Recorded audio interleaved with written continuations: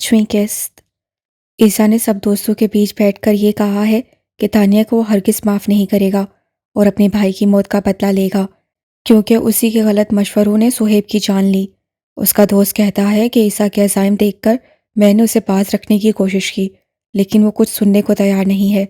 وہ کہتا ہے میں آپ کو ذاتی طور پر جانتا ہوں، تبھی آپ کا نمبر حاصل کر کے بر وقت ہوشیار کر رہا ہوں کہ جتنا جلدی ہو سکے اپنا گھر بند کر کے کہیں چلے جائیں۔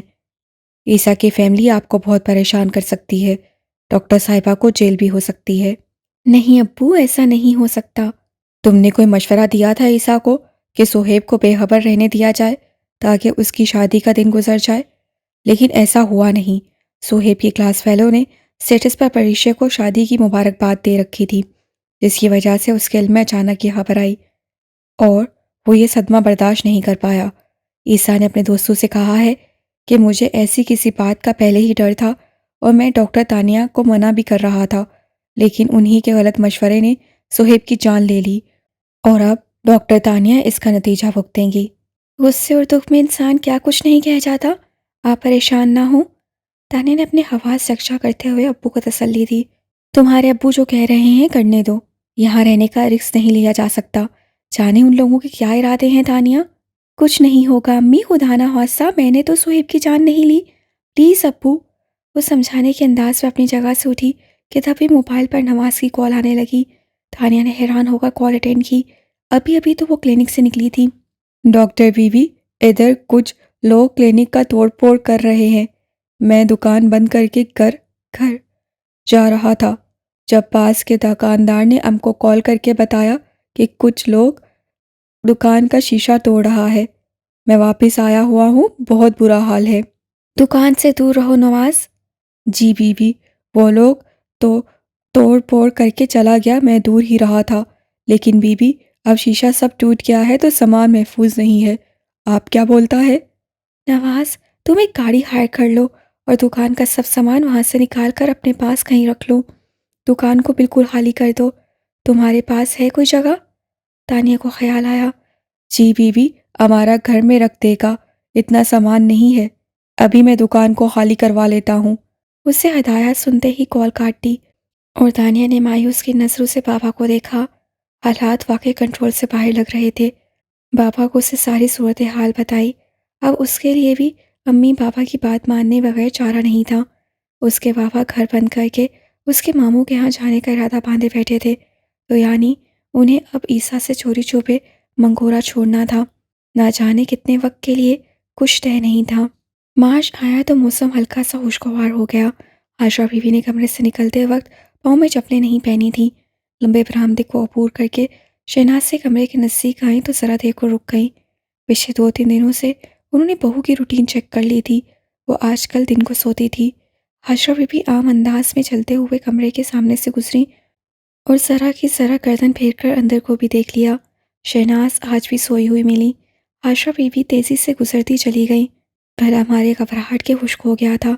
جوتا انہوں نے دوپٹے کے اندر بغل میں دبا رکھا تھا۔ برآمدے سے اتر کر جوتا پیروں میں پہنتے واپسی گرا لی اور اپنے کمرے سے ہوتے پچھلے صحن میں آ گئیں۔ سر پر برقع ڈال کر چھوٹا دروازہ کھولتے گھر سے باہر نکل آئیں۔ آج وہ جس مشن پر نکلی تھیں، بعد میں انہیں کھری کھوٹی سننا بھی پڑ جاتی تو وہ سہ لینے کا ارادہ کیے ہوئے تھی۔ شہناز اور ارم کی باتیں سن لینے کے بعد سے اندر ہی اندر رضوانہ سے رابطہ کرنے کی بے چینی لگی تھی۔ رضوانہ نے اگر ان کی وجہ سے وسیلہ اور ارم کے رشتے کی حامی بھری تھی تو اب یہ بھی ان کی ذمہ داری تھی کہ وہ رضوانہ سے اس مدعے پر کھل کر ایک بار بات کر لیتی۔ شہناز اور ارم کی اچھائی نیرا ڈھونگ تھا اور یہ بات رضوانہ کے علم میں لانا بہت ضروری تھا، اور انہیں رضوانہ کو یہ بھی بتانا تھا کہ شہناز اور ارم کا اس لحاظ سے کوئی خاص مقصد بھی تھا جس سے وہ قطع لا علم ہے۔ گھر میں رہتے ان کا رضوانہ سے رابطہ کرنا تقریباً ناممکن تھا، کیونکہ شہناز اور ارم نہ ان کی موبائل پر بات کروانا چاہتے تھے، نہ ہی ان سے نمبر مانگا جا سکتا تھا۔ بہت سوچنے پر عائشہ بی بی کو میمونہ کا خیال آیا۔ انہیں اب کسی کے ذریعے یہ پیغام رضوانہ تک پہنچانا تھا۔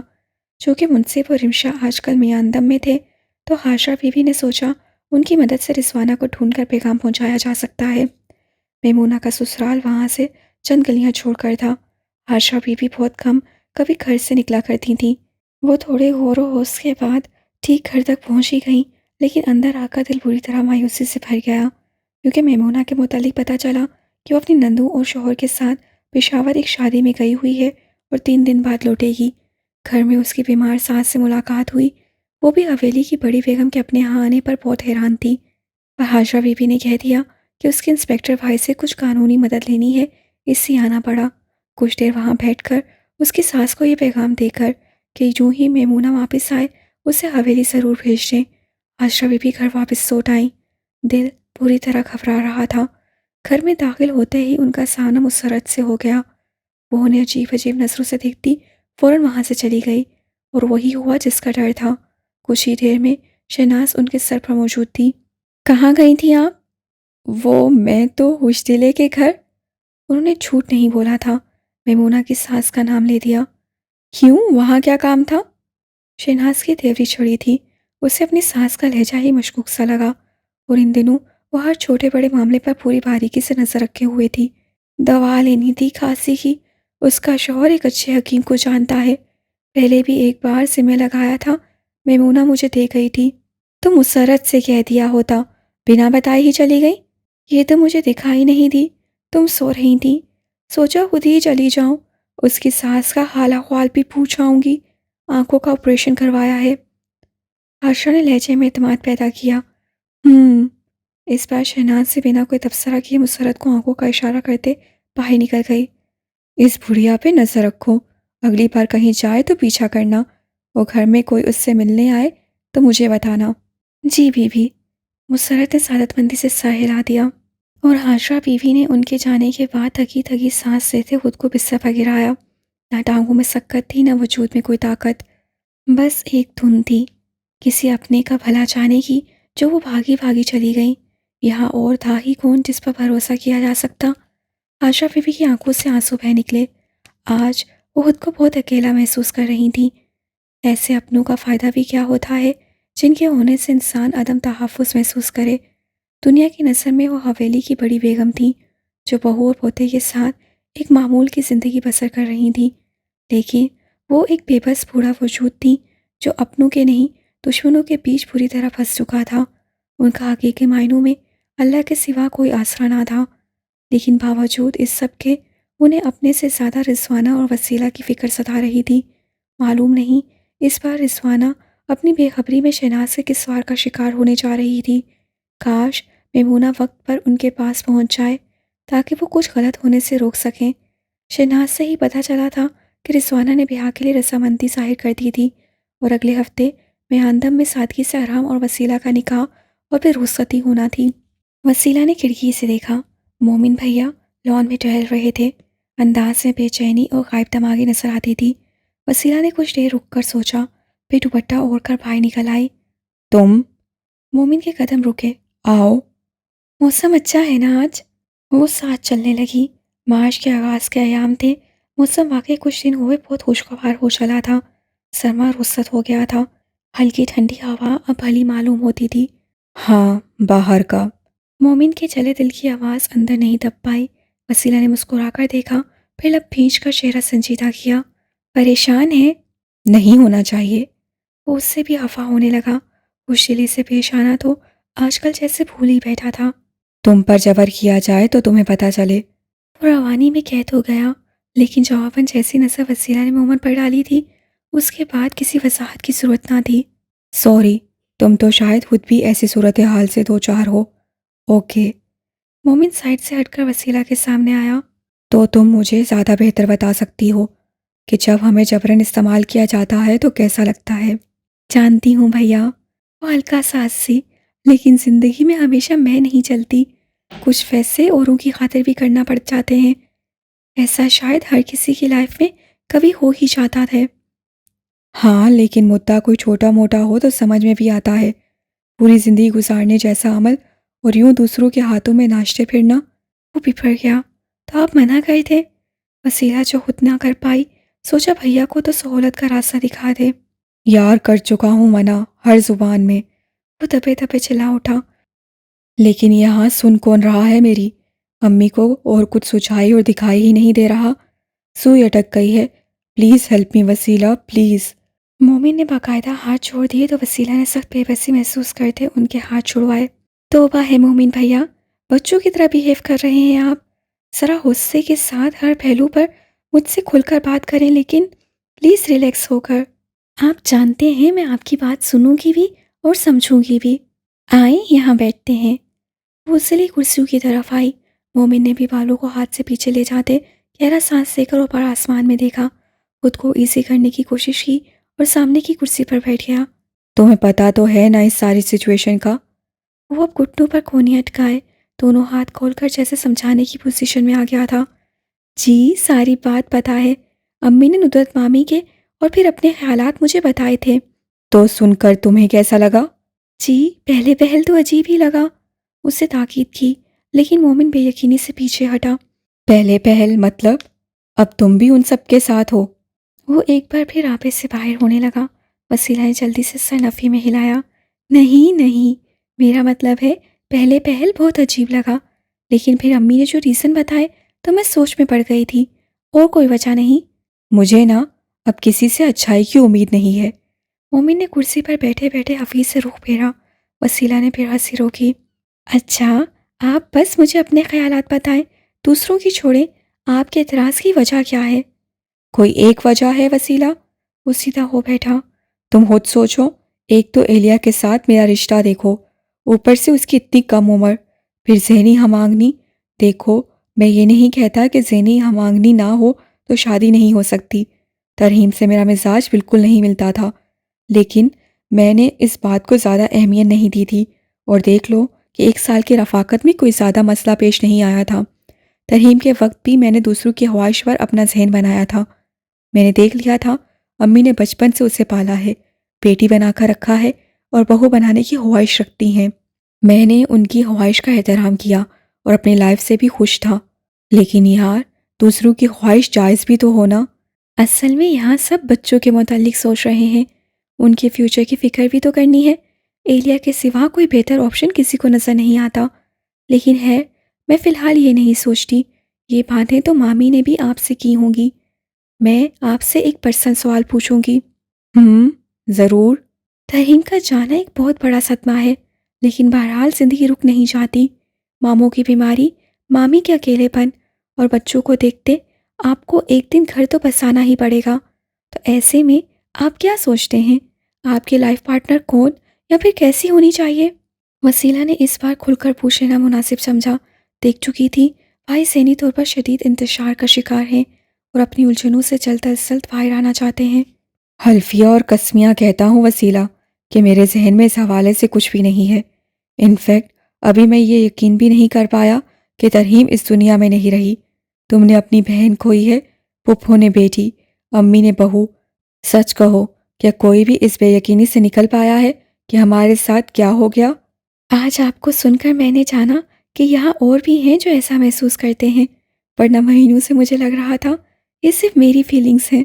آپ بالکل ٹھیک کہہ رہے ہیں بھیا، ترہیم کا ہماری زندگیوں سے چلے جانا کوئی معمولی واقعہ نہیں، لیکن سب قدرت کے کھیل ہیں۔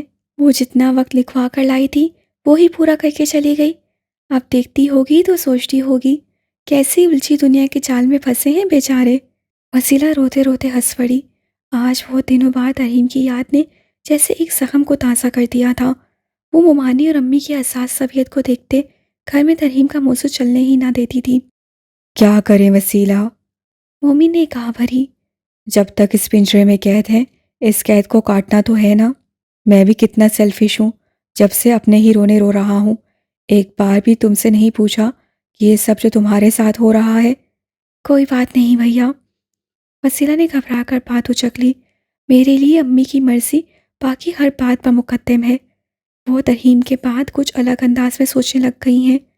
یوں لگتا ہے زندگی پر بھروسہ بالکل اٹھ گیا ہو۔ میں کہنا نہیں چاہتی، لیکن انہیں لگتا ہے ان کے پاس وقت کم ہے، اور جس بندے کی سوچ ایسی ہو جائے تو وہ اپنی ہر ذمہ داری کو جلد از جلد نپٹا لینا چاہتا ہے۔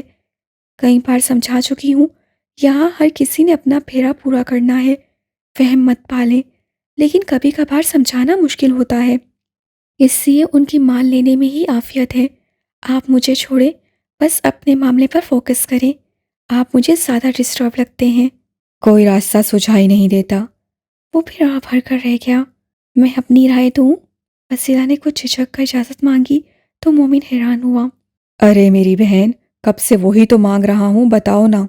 ابھی آپ نے کہا کہ آپ کے ذہن میں فیوچر کے حوالے سے کوئی نہیں ہے، تو میں یہ سوچ رہی ہوں کہ ہم تھوڑی دیر کے لیے ذرا فیوچر تصور کرتے ہیں، وہ فیوچر جس میں ایک انجان لڑکی کہیں سے آ کر آپ کی لائف پارٹنر بن جائے گی۔ دو صورتیں ہیں، پہلی یہ کہ وہ انجان لڑکی ریبا آبی اور آپ کے لیے بہت اچھی، بہت آئیڈیل بھی ثابت ہو سکتی ہے، لیکن یہ ضروری نہیں۔ چونکہ ہم اس لڑکی سے بے خبر ہیں کہ وہ کون ہوگی، تو معاملہ الٹی طرف بھی جا سکتا ہے، یعنی دوسری صورت کہ وہ ایک روایتی سوتیلی ماں اور پریشان کرنے والی بیوی بھی ثابت ہو سکتی ہے۔ لیکن اسی فیوچر کے تصور میں اگر ہم ایلیا کو فٹ کریں تو بچوں کی ماں کے حوالے سے دعوے کے ساتھ کہہ سکتے ہیں کہ سوتیلے پن کی خرابی پیدا نہیں ہوگی، اور یہ میں ایلیا کی بہن ہونے کی وجہ سے نہیں کہہ رہی۔ اس کا اندازہ آپ خود بھی لگا سکتے ہیں۔ باقی جہاں تک بات ہے ایلیا کی اچھی بیوی بننے کی، صرف اتنا کہہ سکتی ہوں کہ وہ بہت کمپرومائزنگ ہے، آپ جس رنگ میں ڈھالیں گی ڈھل جائے گی۔ ٹو بی ویری آنیسٹ، مجھے لگ رہا ہے کہ ایلیا کے معاملے میں حالات کو صحیح رخ پر لے جانا سراسر آپ کے ہاتھ میں ہوگا۔ تم ایک اچھی مقرر ہو وسیلہ۔ مومن کے لبوں پر ہلکی سی مسکراہٹ آئی۔ But I am not convinced. لیکن میں قائل نہیں ہوا، کیونکہ یہاں بات ایلیا کے جذبات کی بھی ہے۔ تم نے بڑی آسانی سے اسے فیوچر کے کسی خانے میں 2 بچوں کی ماں اور ایک بڑی عمر کے مرد کی بیوی تو بنا دیا ہے، لیکن کیا لگتا ہے کیا اس سے اس معصوم کی شخصیت پر نفی اثرات نہیں پڑیں گے؟ پھر سب سے اہم بات کہ یہاں ہر کوئی مجھے تو قائل کرنے میں لگا ہے، لیکن اس سے کسی نے پوچھنے کی زحمت بھی کی ہے اب تک؟ ایلیا سے؟ وسیلہ نے تعجب سے مومن کو دیکھا۔ کیا مطلب، آپ کو نہیں پتا؟ یعنی کیا نہیں پتا؟ مومن اس سے زیادہ حیران ہوا۔ ایلیا نے تو ہاں کہہ دی ہے۔ واٹ؟ اس نے؟ وہ مزید کچھ بول بھی نہیں پایا۔ یہ ایک بہت ہی حیران کن انکشاف تھا۔ ایلیا اس سے شادی کے لیے رضامند ہو گئی تھی۔ کیا لوگ ہو تم سب؟ وہ ہاتھوں کا حیرت سے فضا میں اٹھاتے ہوئے اٹھ کھڑا ہوا۔ اسی کچے دماغ کو چٹکیوں میں موڑ ڈالا اپنی جانب، حد ہوتی ہے بلیک میلنگ کی ویسے۔ وہ بنا رکے اس بار اندر چلا گیا۔ نہ میرا بیبی، باش باش، بس بس، مالش ختم، اب ہم دودھ پئیں گے، الے الے۔ ایلیا بچی بنی ریبا کی مالش کر رہی تھی۔ مومن اپنے روم میں بے چینی سے یہاں وہاں ٹہل رہا تھا۔ آج اتوار کا دن تھا۔ وہ ناشتے کے بعد دوبارہ کمرے میں آیا تھا۔ امی ابھی کچھ دیر پہلے آبی کو اٹھا کر لے گئی تھیں اور ایلیا چھوٹے روم میں ریبا کی مالش کر رہی تھی۔ شاید دوپہر کو دونوں کے نہلانے کا پروگرام تھا۔ مومن نے دوبارہ چھوٹے کمرے کی طرف جانے کا ارادہ کیا، لیکن ریبا رو رہی تھی، اس سے ارادہ ترک کر دیا۔ اسے ایلیا سے کچھ بات کرنی تھی، لیکن موقع نہیں مل رہا تھا۔ آئینے کے سامنے آ کر ہیئر برش اٹھایا، بالوں میں گھمانے ہی لگا تھا کہ چھوٹے کمرے سے ڈسٹ بن لے کر ایلیا اس سے کمرے سے ہوتی باہر نکل گئی۔ اسے آئینے میں ہی دکھائی دیا تھا۔ جب تک وہ پلٹا، ایلیا باہر نکل چکی تھی۔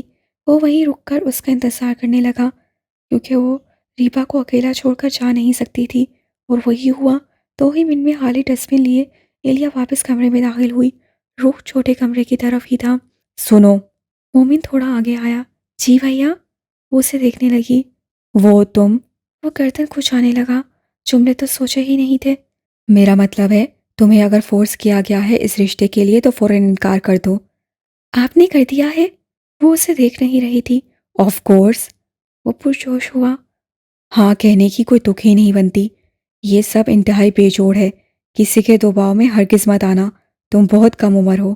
میں انکار نہیں کر سکتی۔ اس سے کہنا شروع کیا تو لہجہ بھیگا ہوا تھا۔ مومن حیران ہو کر تھوڑا سا جھکا۔ ایلیا رو رہی تھی۔ دیکھو رو مت، اور خود کو مجبور بالکل مت سمجھو، میں تمہارا ساتھ دوں گا انکار کرنے میں۔ آپ پلیز انکار مت کریں۔ ایلیا نے روتے ہوئے ڈسٹ بن پہلے نیچے رکھا، پھر اس کے سامنے دونوں ہاتھ چھوڑ دیے۔ میری امی کی ذہنی حالت بتاتی ہے وہ اگر آپ سے نہیں تو کچھ ہی دنوں میں بنا میری عمر وغیرہ کی پرواہ کیے کہیں نہ کہیں مجھے بیاہ ہی دیں گی، اور مجھے آبی اور ریبا سے دور نہیں جانا، میں ان کے بغیر نہیں رہ سکتی۔ آپ پلیز بچوں کی خاطر ہاں کہہ دیں بھیا، مجھے ان دونوں کی ماں بنانے کے لیے ہاں کہہ دیں، اپنی بیوی کے لیے آپ کسی اور سے شادی کر لینا پلیز۔ وہ اسی طرح روتے ہوئے چھوٹے کمرے میں گھس گئی اور مومن کا منہ کھلا کا کھلا رہ گیا۔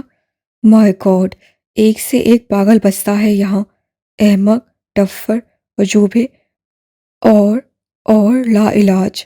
وہ اپنے بال نوچتا باہر ہی نکل گیا۔ کیا کہہ رہا تھا نواز؟ سرفراز نے دانیہ کو دیکھا۔ اس کی امی بھی وہیں قریب بیٹھی ہوئی تھی۔ میاندم آئے آج انہیں ایک ہفتہ گزر گیا تھا۔ کچھ دن انہوں نے اپنے ماموں کے ہاں گزارے تھے اور اب ماموں نے کرائے کے مکان کا بندوبست کر لیا تھا اور آج وہ اپنا مختصر سامان لیے اس چھوٹے سے گھر میں آ گئے تھے۔ دکان حالی تو اسی روز ہو گئی تھی بابا۔ نواز نے سب سامان اپنے گھر پہ رکھ لیا تھا، لیکن ٹوٹے ہوئے شیشے ٹھیک کروانے تھے تاکہ دکان غیر محفوظ نہ رہو۔ دکان کا مالک چاہ رہا تھا کہ یہ کام اسے نواز ہی کروا کر دے، لیکن وہ کہتا ہے کچھ لوگ اسے بھی ڈھونڈ رہے تھے میرا پتہ پوچھنے کے لیے، تو میں اب اس سے یہی کہہ رہی تھی کہ وہ خود دکان کی مرمت کے لیے وہاں نہ جائے۔ میں اسے رقم بھیج دیتی ہوں، وہ دکان کے مالک کو رقم دے کر خود بھی کچھ دنوں کے لیے اپنے گاؤں جا رہا ہے۔ ہاں یہ صحیح ہے، اور مرمت کی رقم کے ساتھ کچھ رقم نواز کے لیے بھی بھیج دو۔ گاؤں میں گزارا کیسے کرے گا؟ جی، میں اس کی تنخواہ کے علاوہ بھی کچھ پیسے بھیج دوں گی۔ دانیہ نے بیٹھنے کے لیے پلاسٹک کی کرسی کھینچی۔ فی الحال ایک میز اور 4 کرسیوں کا سیٹ ہی ماموں نے لے کر رکھوایا تھا، باقی سامان کے لیے اسے بابا کے ساتھ کچھ دیر تک بازار نکلنا تھا۔ آئی ایم سوری بابا، میری وجہ سے آپ سب کو بہت تکلیف اٹھانا پڑ رہی ہے۔ وہ ادھرا چہرہ لیے اس وقت نہایت دکھی دکھائی دیتی تھی۔ بات کے اختتام تک آنکھیں بھی بھیگ چکی تھیں۔ بیٹھے بٹھائے نہ جانے یہ سب کیا ہو گیا تھا۔ پریشان مت ہو، یہی تو زندگی ہے بیٹا۔ اونچ نیچ تو اس کا حصہ ہی نہیں، اس کی خوبصورتی بھی ہے۔ بھی کرائسس تو انسان کو مضبوط بنانے کے لیے آتے ہیں۔ ہاں بیٹا، تمہیں نہ صرف خود مضبوط بننا ہے بلکہ ہماری ہمت بھی تو تم ہی ہو۔ امی نے اس کا شانہ دبایا۔ لیکن میں نے آپ کا سر جھکا دیا، میں ایک اچھی ڈاکٹر نہیں۔ یہ کبھی مت سوچنا دانیہ۔ ابو کے لہجے میں ہلکی سی سختی تھی۔ تم خدا نہ خواستہ کوئی جعلی سرٹیفکیٹ لے کر ڈاکٹر نہیں بنی تھی۔ میں ہرگز کسی گہرے گہرے کو یہ جج کرنے کا فیصلہ نہیں دوں گا کہ میری بیٹی اس کام کی اہل نہیں تھی، یا اس نے اپنے کسی پیشنٹ کو کوئی غلط مشورہ دیا تھا۔ اپنی تعلیم، اپنی قابلیت پہ مکمل اعتماد ہونا چاہیے۔ تم اگر ایک ڈاکٹر نہ بھی ہوتی تو مجھے پورا یقین ہے کہ باحیثیت انسان تم کسی دشمن کو بھی کوئی برا مشورہ نہیں دے سکتی۔ اس سے بنا دماغ پر کوئی بوجھ اور پچھتاوا لیے آگے قدم بڑھاؤ۔ لیکن بابا، ہمارے ان حالات میں یہاں چلے آنا، میں دنیا کی نظر میں کیا اپنے ہی عمل سے چور نہیں بن گئی؟ وہ ابھی تک اپنی پلکیں صاف کر رہی تھی، لہجہ نم تھا۔ یہ ہجرت ہے دانیہ، اور ہجرت انسان اس وقت کرتا ہے جب مخالف کی ہٹ دھرمی اور دشمنی جان لیوا ثابت ہو جاتی ہے۔ جان کے دفاع کے لیے ہجرت کا راستہ ہمارے رسول پاک صلی اللہ علیہ وآلہ وسلم کی سنت ہے۔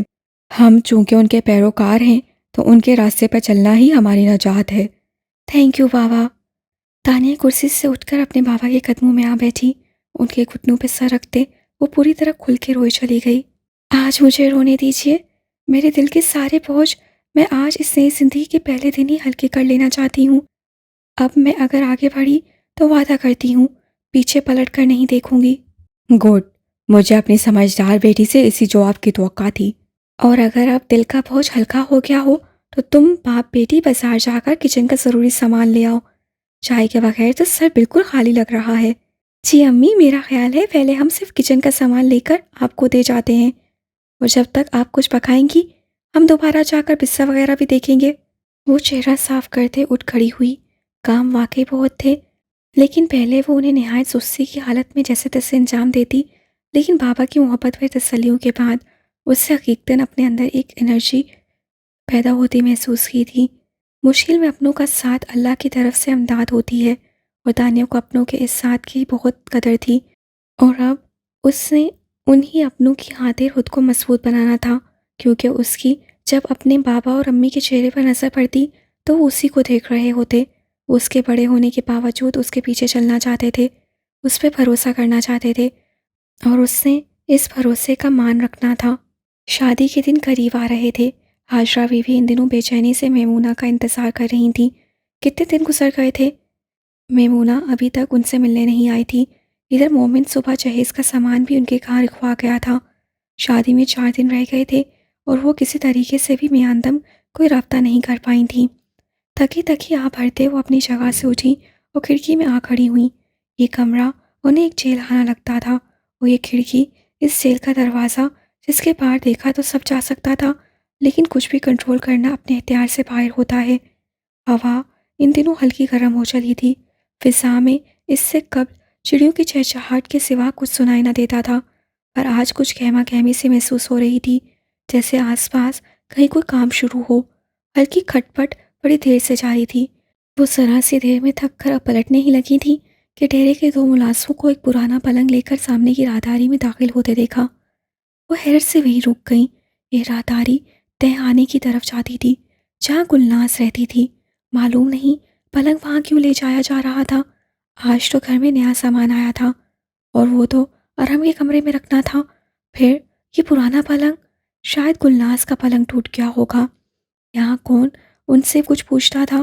نت نئی تبدیلیاں بنا کسی صلاح مشورے کے دکھائے ضرور دی جاتی تھیں کہ ظاہر ہے گھر کے مالک ارحم اور شہناز تھے، وہی یہاں کا نظام چلا رہے تھے۔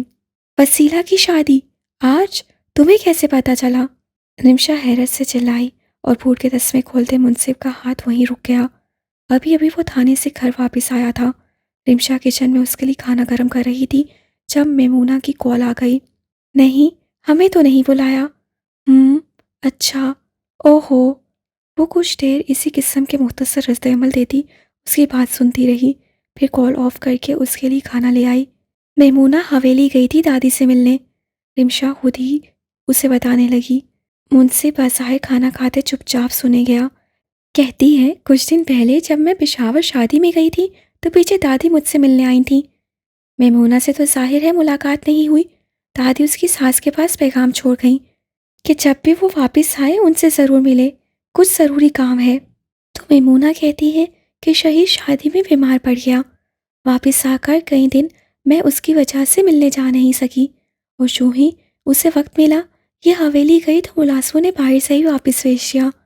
انہوں نے بتایا کہ ارحم کی شادی ہے، سب دلہن لینے میں اندم گئے ہوئے ہیں۔ وہ بنا دادی سے ملے ہی واپس آ گئی، بتا رہی تھی ابھی 5-6 بجے رخصتی ہے۔ وہ کھانا چھوڑ کر باہر نکل گیا اور رمشا بس ایک گہرا سانس کھینچ کر رہ گئی۔ کھانا تو اس کے اندر بھی نہیں جا رہا تھا۔ وہ برتن اٹھائے واپس کچن میں چلی آئی۔ منصف کے لیے رمشا تک کو فیس کرنا مشکل تھا۔ وہ گھر سے نکل کر ڈھلان ادھر آیا، جیپ کے بونٹ سے ٹیک لگائے ہاتھ سینے پہ باندھے دیر تک کھڑا رہا۔ یقین آنا بہت مشکل تھا کہ وسیلہ اب اس کی زندگی سے ہمیشہ کے لیے دور جا رہی تھی۔ دل سے دور کرنے کا مرحلہ بھی آ پہنچا تھا، لیکن کیا یہ کرنا اتنا آسان تھا؟ وہ لوگ جو کسی اور پہ اپنا آپ ظاہر نہیں کرتے، عام لوگوں سے زیادہ گہرے کیوں ہوتے ہیں؟ وہ کبھی وسیلہ کو یہ نہیں بتا پایا تھا کہ اس کا دل اس پہلی محبت کے لیے کتنے شدید اثر میں ہے۔ جذبہ الفاظ کا محتاج کبھی لگا ہی نہیں تھا۔ وہ اندر سے اس بات کا قائل تھا کہ جو وہ محسوس کرتا ہے جتائے بنا اپنا اثر چھوڑ سکتا ہے۔ جہاں تک کچھ کہنے یا جتانے کی بات ہے تو صحیح وقت سوائے ایک جائز رشتے کے اور کوئی نہیں ہو سکتا۔ وہ اس صحیح وقت کے حوالے سے بہت پر امید رہا تھا۔ ابھی تو محبت چھن جانے کے وہموں نے اندر جگہ بھی نہیں پائی تھی کہ ارحم نام کی دیوار دیکھتے ہی دیکھتے آسمان تک ان کے بیچ حائل ہو گئی۔ وسیلہ سے ملنے سے پہلے کبھی سوچا بھی نہ تھا کہ اسے کیسی لڑکیاں پسند ہیں یا اس کی آئیڈیل کا خاکہ کیا ہے، لیکن جب وسیلہ ملی تو اس کی ریزرو سوبر شخصیت، سادگی اور کم گوئی اپنے آپ کئی سوالوں کا جواب بنتی گئی۔ دل نے کہا تو ایسا تھا تمہارا آئیڈیل، تمہارے محبوب کا خاکہ۔ نہ جانے دادی کو میمونہ سے کیا ضروری کام تھا، وہ تو بہت کم کبھی گھر سے نکلتی تھیں۔ میمونہ سے معلوم نہیں کیا کہنے آئی ہوں گی، بات کہیں وسیلہ کے حوالے سے نہ ہو، پر اب کیا فائدہ؟ وہ ایک گہرا سانس بھرتے مجھے درختوں کو دیکھنے لگا۔ وسیلہ کے سر پہ ارحم نام کی چھاؤں کا سایہ تن رہا تھا۔ نیا نیا تکلیف دہ احساس شاید زندگی بھر کر روک بننے جا رہا تھا۔ یہ دستک ایک نئی زندگی کے آغاز کی نوید نہیں، بلکہ گھر کے چند اپنے تئیں سمجھدار خواتین کی ملی بھگت کا نتیجہ اور اسے زندگی بھر کے لیے بسانے کی سازش تھی۔ اور مومن کو افسوس اس بات کا تھا کہ وہ اس موقع پر سوائے ٹریپ ہونے کے اور کچھ نہیں کر پایا تھا۔ اور پھر کتنا ترس آتا ہے اپنے آپ پر جب نہ چاہتے ہوئے بھی ہم ایک بہت بڑا جوا اپنی ساتھ کے ساتھ کھیل بیٹھتے ہیں۔ جہاں ہار یقینی ہو وہاں کون سرمایہ لگاتا ہے؟ مومن توفیق احمد۔ مومن نے اپنی کھلی ہتھیلی کو ہاں بھر کے دیکھا۔ میں بھی اپنی ساتھ اپنے ہی ہاتھوں سے شادی کے جوے میں ہار بیٹھا ہوں۔ اس سے نہایت درد بھری نظروں سے اپنے دائیں ہاتھ ٹیڑھی نظر سے دیکھا۔ ایلیا جمال خان اب ایلیا مومن بنی، نیلے کانسی سے لہنگے میں سجی سوری، خود اپنی رضامندی سے اتنی سی عمر میں 2 جڑواں بچوں کی تصدیق شدہ اماں بنی بیٹھی تھی۔ چہرے کی مسکان بتاتی تھی چند لمحے پہلے کی کارروائی سے اسد آسودہ و مطمئن بھی ہے۔ مومن نے نئے رشتے کے حوالے سے کچھ اچھے جذبات محسوس کرنے کی بجائے غصہ اور جھنجھلاہٹ ابھرتی دیکھی تو فوراً ہی نظروں کا زاویہ تبدیل کیا۔ مولوی صاحب ان دونوں کا نکاح بخیر و خوبی نپٹا لینے کے بعد دوسرے جوڑے یعنی ارحم و وسیلہ کے نکاح کی طرف متوجہ ہو چکے تھے۔ مومن نے سنجیدہ نگاہی سے وسیلہ کے چہرے کو دیکھا۔ اس کا چہرہ بھی اس لمحے مومن کو اپنے جذبات کا عکاس لگا۔ ابھی کچھ عرصہ پہلے کی تو بات تھی جب گھر میں وسیلہ کے لیے منصف کے رشتے کے حوالے سے باتیں ہو رہی تھیں۔ انسپکٹر منصف سے اس کی پہلی ملاقات اپنے ہی گھر کے گیٹ پر ہوئی تھی۔ تب یہی معلوم ہوا کہ وہ ایلیا اور وسیلہ کی دوست کا بھائی ہے۔ پھر آنے والے دنوں میں اس بھائی کا پرپوزل بھی آ گیا تو مومن نے بس کچھ دیر رک کر ایک بھائی کے انداز میں سوچ بچار کی تھی اور پھر مسکراتے ہوئے اسے وسیلہ کے لیے پاس قرار دیا تھا۔ لیکن پھر یہ بھی سننے میں آیا کہ وسیلہ کے لیے تو ارحم کا رشتہ بھی آیا ہوا ہے، اور ترہیم سے ہی معلوم ہوا کہ رضوانہ پھپھو کا جھکاؤ ارحم کی جانب جبکہ ان 3 بہنوں کا منصف کی طرف ہے۔ اس کے بعد تو پھپھو بھی مان ہی گئی تھی، تو پھر کب اور کیسے ارحم کا پرپوزل حاوی ہوتا گیا اور منصف کہیں بہت پیچھے رہ گیا۔ اس بیچ اس کی منصف سے ایک ملاقات کہ جس کا کوئی مثبت نتیجہ نہیں نکل پایا تھا اور تو کوئی خاص بات نہیں ہوئی۔ پھر آج وسیلہ کے چہرے کا رنگ دیکھ کر ایسا کیوں لگ رہا تھا کہ جو ہو رہا ہے وہ اتنا خوشگوار بھی نہیں؟ تو کیا آج کی تاریخ میں طے پانے والے یہ دونوں بیاہی بے جوڑ تھے؟ مومن کا دل اس وقت اپنی شادی کی خوشی محسوس کرنے کی بجائے اپنی ہم مزاج بہن کی دوری کے خیال سے اداس تھا۔ وسیلہ کے یہاں سے چلے جانے کے بعد وہ اپنے دل کی بات کس سے کہہ پائے گا، کیونکہ یہ بغل میں بیٹھی کم عقل لڑکی تو ہرگز اس قابل نہ تھی کہ اس سے مخاطب ہی یہ ہوا جاتا۔ سنو فیروزہ، بچوں کے کوٹ بھی ادھر رضوانہ آپا کے کمرے میں لے جاؤ، تمہارا میٹریس میں نے وہیں بچھا دیا ہے، دھیان رکھنا کوئی بھی ضروری چیز یہاں نہ رہ جائے۔ نصرت ہاتھوں پر کمبل اور پیمپرز کا تھیلا اٹھائے بڑے مصروف انداز میں چھوٹے کمرے سے نکلی تھی۔ یہ سامان کہاں جا رہا ہے مامی؟ وہ لہنگا اونچا کیے چھوٹے کمرے کی دروازے میں آئی۔ اور کہاں؟ بچے آج تمہاری امی اور فیروزہ کے پاس ہیں، میں تمہارے ماموں کا خیال رکھوں گی، فی الحال کچھ دنوں کے لیے یہی طے پایا ہے، آگے پھر دیکھتے ہیں۔ انہوں نے مزید کچھ تھیلے اپنے دونوں بازوں میں بھرے۔ فیروزہ؟ ایلیا نے حیرت سے دہرایا، رات کو بھی یہی ہوگی؟ ہاں، اس کے شوہر سے اجازت لے لی ہے، رات کو چند روز کے لیے یہی رہا کرے گی۔ لیکن کیوں مامی، اب تو میں آ گئی ہوں نا؟ وہ اسی طرح لہنگا اٹھائے کمرے کے باہر تک آ گئی۔ ہاں ہاں مجھے پتا ہے تم آ گئی ہو، لیکن ابھی بچوں کو سنبھالنے کی کوئی جلدی نہیں ہے، اور جاؤ شاباش وہاں بیڈ پر بیٹھو، یہاں وہاں گھومنے کی کوئی ضرورت نہیں۔ اسے پکڑ کر بیڈ کے قریب لے آئیں، زبردستی بٹھایا اور باہر نکل آئیں۔ ارے واہ، اس سے مسکرا کر ہونٹ سکیڑے، دلہن تو بڑی وی آئی پی چیز ہوتی ہے۔ اس سے سامنے آئینے میں اپنے آپ کو دیکھا، لیکن فوراً ایک خیال آتے ہی گھبرا کر اٹھ کھڑی ہوئی۔ میں یہاں ان کے کمرے میں کیا کر رہی ہوں؟ وہ آئیں گے تو کیا سوچیں گے؟ ہمارے بیچ جو آخری بات ہوئی تھی اس کے مطابق تو نہیں نہیں۔ ایلیا کو اپنی وہاں موجودگی سخت آکورڈ لگی، جلدی سے اپنا پرس، موبائل اور لہنگا سنبھالتی چھوٹے کمرے میں آ گئی۔ مامی دروازہ بند کر کے گئی تھیں، ان کا دوبارہ آنا مشکل تھا۔ بس یہ مومن مطلب یہ آئیں تو مجھے وہاں نہیں ہونا چاہیے، اس سے بھائی کہتے زبان کو پکڑ کر روکا۔ اپنے بروقت یہاں بھاگ آنے پر شکر ادا کیا، لیکن نہیں، اپنے حلیے پر نظر پڑی تو الجھلت پر کوسا، اب کیا لہنگے میں سونا تھا؟ کوئی عقل نہیں تمہیں ایلیا؟ اس سے اٹھ کر دوسرے کمرے میں جھانکا، مومن ابھی تک نہیں آئے تھے، سوٹ کیس سوار کے ساتھ لگا کھڑا تھا۔ ایلیا بھاگ کر وہاں تک پہنچی، سوٹ کیس ہاتھ میں لیا، لیکن یہ کیا؟ خالی خولی، یکدم ہلکا سا، اسے اٹھا کر پٹھا، واقعی خالی تھا۔ یا خدا، میرے کپڑے فیروزہ کو اسی بیگ میں خود بھر کر دیے تھے۔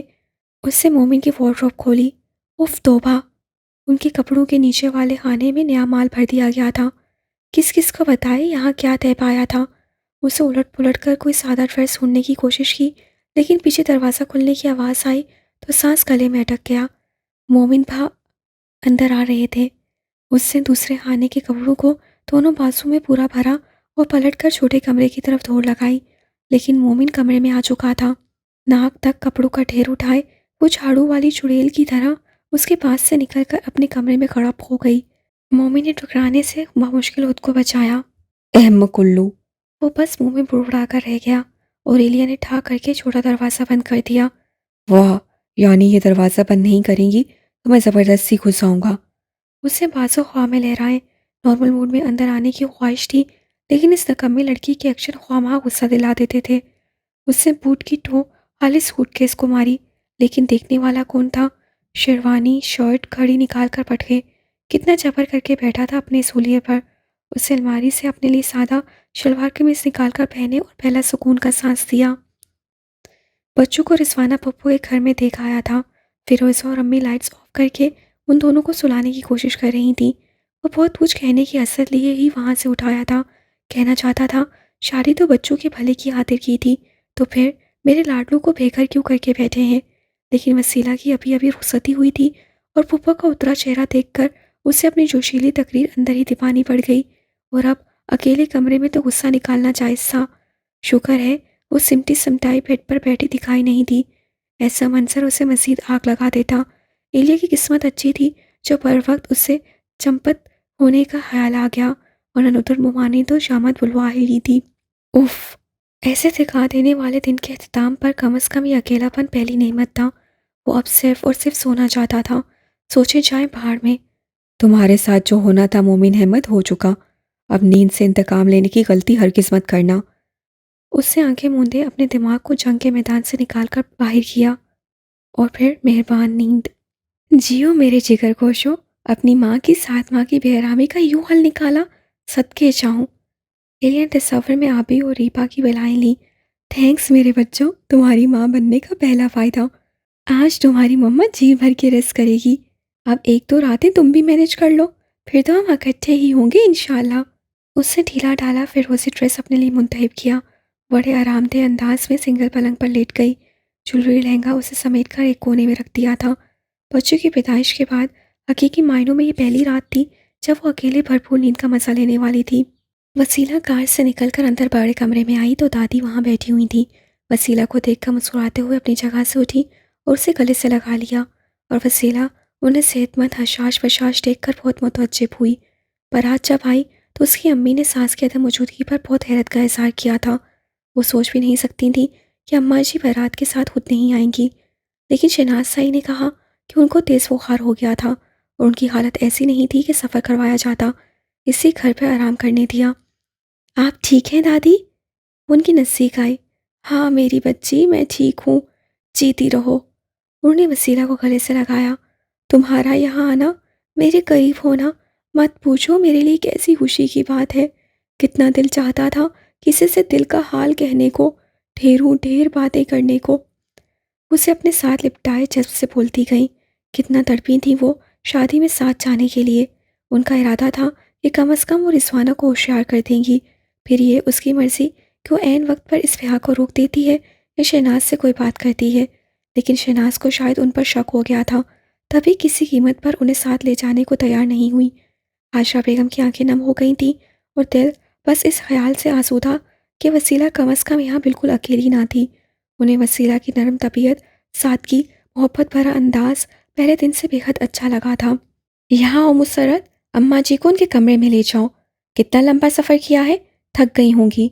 शहनाज से उनका बाजू ज़बरदस्ती वसीला से दूर किया। लहजा अलबत्ता खूब मिठास भरा था। हाजरा खामोशी के साथ मुसर्रत के पीछे चल पड़ी। शहनाज से दोनों को कमरे से निकलकर बरामदे में दूर तक गायब होते देखा, फिर वसीला की तरफ मुतवज्जा हुई। वो अभी तक हॉल के बीचों बीच खड़ी थी। आओ तुम भी अब आराम करो। वो उसे सपाट लहजे में मुखातिब करते आगे बढ़ी और वसीला उनके पीछे पीछे। पुराने तर्ज के इस हवेली में दाएं हाथ एक खूबसूरत नया पोर्शन दिखाई देता था। दो नए कमरे, सामने एक बड़ा बरामदा। वसीला की नज़रें उस तरफ थीं, लेकिन शहनाज साई का रुख किसी और जानिब था। वो उनके पीछे चलते एक तंग राहदारी में दाखिल हुई। कम रोशनी वाली इस तंग घुटन भरी राहदारी में वसीला बड़े ही हैरत भरे ख्यालात लिए दाखिल हुई।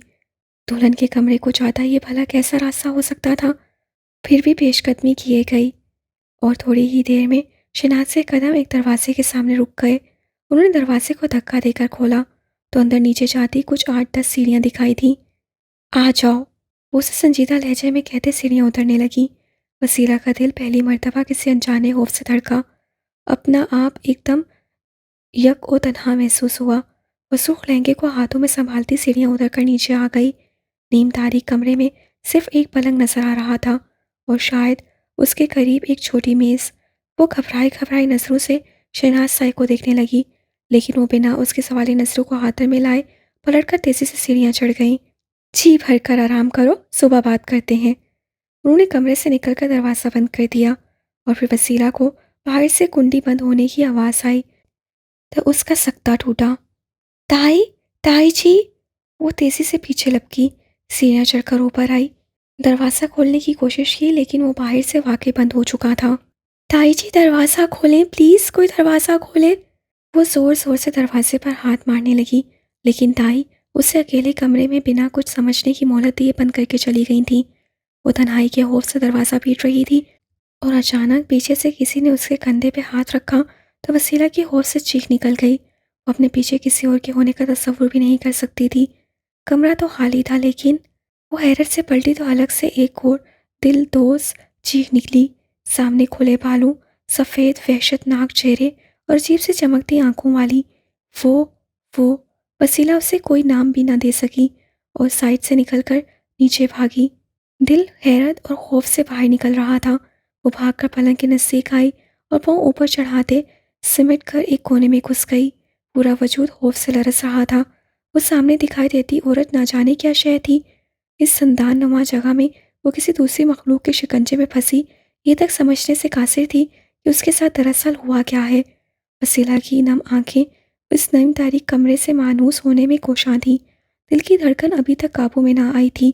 وہ پلنگ کی پشت سے چپکی اپنی ٹانگوں کو اپنے وجود میں سمیٹ رہی تھی جب وہ عورت اچھل کر عین وسیلہ کے سامنے اکڑوں آ کر بیٹھ گئی۔ وسیلہ کی چیخ اس بار اندر ہی کہیں کھٹ گئی۔ اس سے خوف سے بے حادثہ آنکھیں بند کر لیں۔ دل نیچے کہیں ڈوبا تو لگا اب کبھی ابھرے گا ہی نہیں۔ اعصابی دباؤ نے اس کا اندرونی نظام جیسے مکمل منتشر کر دیا تھا۔ اپنے اندر سے آگ نکلتی محسوس ہوئی۔ اچانک وسیلہ کو اپنی گردن پر چوبن سی محسوس ہوئی۔ آنکھیں کھولنے کی کوشش کی لیکن ہمت جواب دے چکی تھی۔ دباؤ کچھ اور بڑھا۔ اس نے وسیلہ کے گلے کا ہار کھینچا تھا جو ظاہر ہے کہ نکل نہیں رہا تھا، جس وجہ سے وہ زور لگا رہی تھی اور شاید اس کی کوشش اب غصے میں تبدیل ہو رہی تھی کیونکہ اس کے منہ سے عجیب سی آوازیں نکلنے لگی تھیں اور ناخنوں کا دباؤ بھی بڑھ رہا تھا۔ وسیلہ کی ہمت ختم ہوتے مکمل جواب دے گئی اور سر ایک جانب کو لڑک گیا۔ وہ خوف سے بے ہوش ہو چکی تھی۔ یہ لو تمہارا بیگ اور یہ رقم، جو اتنی تو ضرور ہے کہ تم آرام سے 1.5-2 ماہ عیش کر سکو، باقی بھی ضرورت پڑنے پر مانگ لینا۔ شہناز سے ایک سفری بیگ ارحم کے حوالے کرتے رقم کا لفافہ مسکراتے ہوئے اس کی طرف بڑھایا۔ عیش کرنے نہیں جا رہا، گھر بسا رہا ہوں۔ ارحم نے کچھ خفا ہو کر لفافہ ہاتھ میں لیا اور کھول کر 28 سے باقاعدہ گننے بھی لگا۔ شاہوں والے انداز ہیں بھائی، ایک ہفتے میں 2 بار شہنائی۔ وہ بے فکری سے یوں ہنس رہی تھیں جیسے کچھ ہوا ہی نہ ہو۔ ارحم نے آبرو اٹھا کر ماں کو دیکھا۔ یہ بھی آپ کی بدولت ہوا، ورنہ میرے لیے یہی ایک کافی ہے۔ اس نے یہی کہتے نوٹ ہوا میں لہرائے اور شہناز سے کہکا لگایا، خریدی ہوئی بیوی بھی عیش میں آتی ہے صاحبزادے۔ اچھا، اور جو آپ نے کیا وہ؟ ارحم نے اس مرتبہ تہانے کی جانب آبرو چکایا۔ وہ تو ابھی آغاز ہے، دیکھتے جاؤ۔ آگے کی کچھ پلاننگ بھی ہے دماغ میں، مینج کیسے کریں گی؟ زیادہ آگے کی تو نہیں، فی الحال کے اتنا کافی ہے کہ تم دونوں چترال ہنی مون اور تمہارے لیدر کے نئے کاروبار کے لیے روانہ ہو گئے ہو۔ تم اپنی چچی کو خود ہی کال کر لیا کرو، حال احوال خیریت پوچھ کر وسیلہ کے متعلق یہی کہہ دیا کرو کہ کچن میں ہے، باتھ روم میں ہے یا سو رہی ہے وغیرہ، اور پھر فوراً مجھے کال کر کے بتاؤ کہ میں اس کے موبائل سے اس کی ماں سے بات کروا دوں گی۔ وہاں سب کو یہی لگے گا تم دونوں ساتھ ہو۔ اور ایسا کب تک چلے گا؟ ارحم کو بیزاری سے محسوس ہوئی۔ اب اتنا تعاون تو تم کر ہی سکتے ہو۔ بات تعاون کی نہیں، مجھے پیچھے آپ کی فکر رہے گی۔ آپ اتنا بڑا رسک لے بیٹھی ہیں، کچھ بھی اونچ نیچ ہو سکتی ہے۔ پریشان نہ ہو، دادی اور خاندان برادری کا معاملہ نہ ہوتا تو میں سمیرہ کو حویلی ہی لے آتا۔ لے آنا حویلی بھی، بس ایک بار میرا وہ زخم بھر جانے دو۔ وعدہ کرتی ہوں سمارا ہی حویلی کے باعزت بہو ہوگی، پھر بھاڑ میں جائے دنیا اور یہ تمہاری دادی۔ شہناز سے دانت کچکچائے، اس کو تو ایک دن میں خود ہی زہر دے دوں گی۔ چلیں پھر میں نکلتا ہوں، مجھے اکیلا یہاں سے نکلتے اور کوئی نہ دیکھے یہی مناسب وقت ہے۔ اسے گھڑی کی طرف دیکھا رات کے 2 ڈھائی کا عمل تھا۔ ماحول میں سوائے جھینگروں کی سسراہٹوں کے اور کچھ سنائی نہ دیتا تھا۔ شہناز سے بیٹے کی پشت تھپتھپائی اور ہم دل میں دبا دبا جوش لیے باہر نکل گیا۔ شہناز نے دروازے کی چوکھٹ سے اسے کار نکال کر باہر جاتے دیکھا۔ ملازم نے دروازہ پیچھے بند کر دیا تھا۔ ارحم کی آنے والی زندگی کا تصور کر کے ان کے لب مسکرا اٹھے۔ ارحم ان کا اکلوتا لاڈلا بیٹا تھا۔ اس کی خواہش نہیں ضد ہوا کرتی تھی جسے پورا کرنا ماں باپ کا فرض تھا۔ انکار کی کبھی گنجائش نہ تھی۔ اور پھر شہناز کو کچھ ماہ پہلے کے وہ دن یاد آ گئے جب ایک طرف ارحم اپنی محبت کے حصول کے لیے ان کی منتیں کر رہا تھا تو دوسری طرف منشی جبران کا بیٹا یہ خبر لیے حویلی آ پہنچا کہ آخر کار اس سے رضوانہ اور اس کی بیٹیوں کا پتہ لگا لیا ہے۔ شہناز کو جب معلوم ہوا کہ رضوانہ سالوں سے میاندم میں مقیم ہے تو اس کے لیے مزید صبر کرنا مشکل ہو گیا۔ تب ارحم کی بات ماننے کے لیے اس کے سامنے یہ شرط رکھ دی کہ اگر پہلے وہ رضوانہ کی بیٹی کو بہو بنا کر اس کے حوالے کر دے تو اسی دن سمارا کے حصول کے لیے اسے چترال بھیج دیں گی۔ ارحم کا دل ایک کوہستانی لڑکی پر آ گیا تھا۔ ان کے ہاں بھاری رقمیں دے کر بیٹیاں رخصت کی جاتی تھیں۔ ارحم نے ایڈوانس کچھ رقم سمارا کے والدین کے حوالے کر کے چند ماہ کی مہلت مانگی اور میاندم چلا گیا، اور آج وسیلہ ان کی بہو بنی ان کی حویلی میں موجود تھی اور وہ خود اپنی اگلی منزل یعنی ماں کی شرط پوری کر لینے کے بعد اپنی محبت اپنی سمارا کو اپنانے جا رہا تھا۔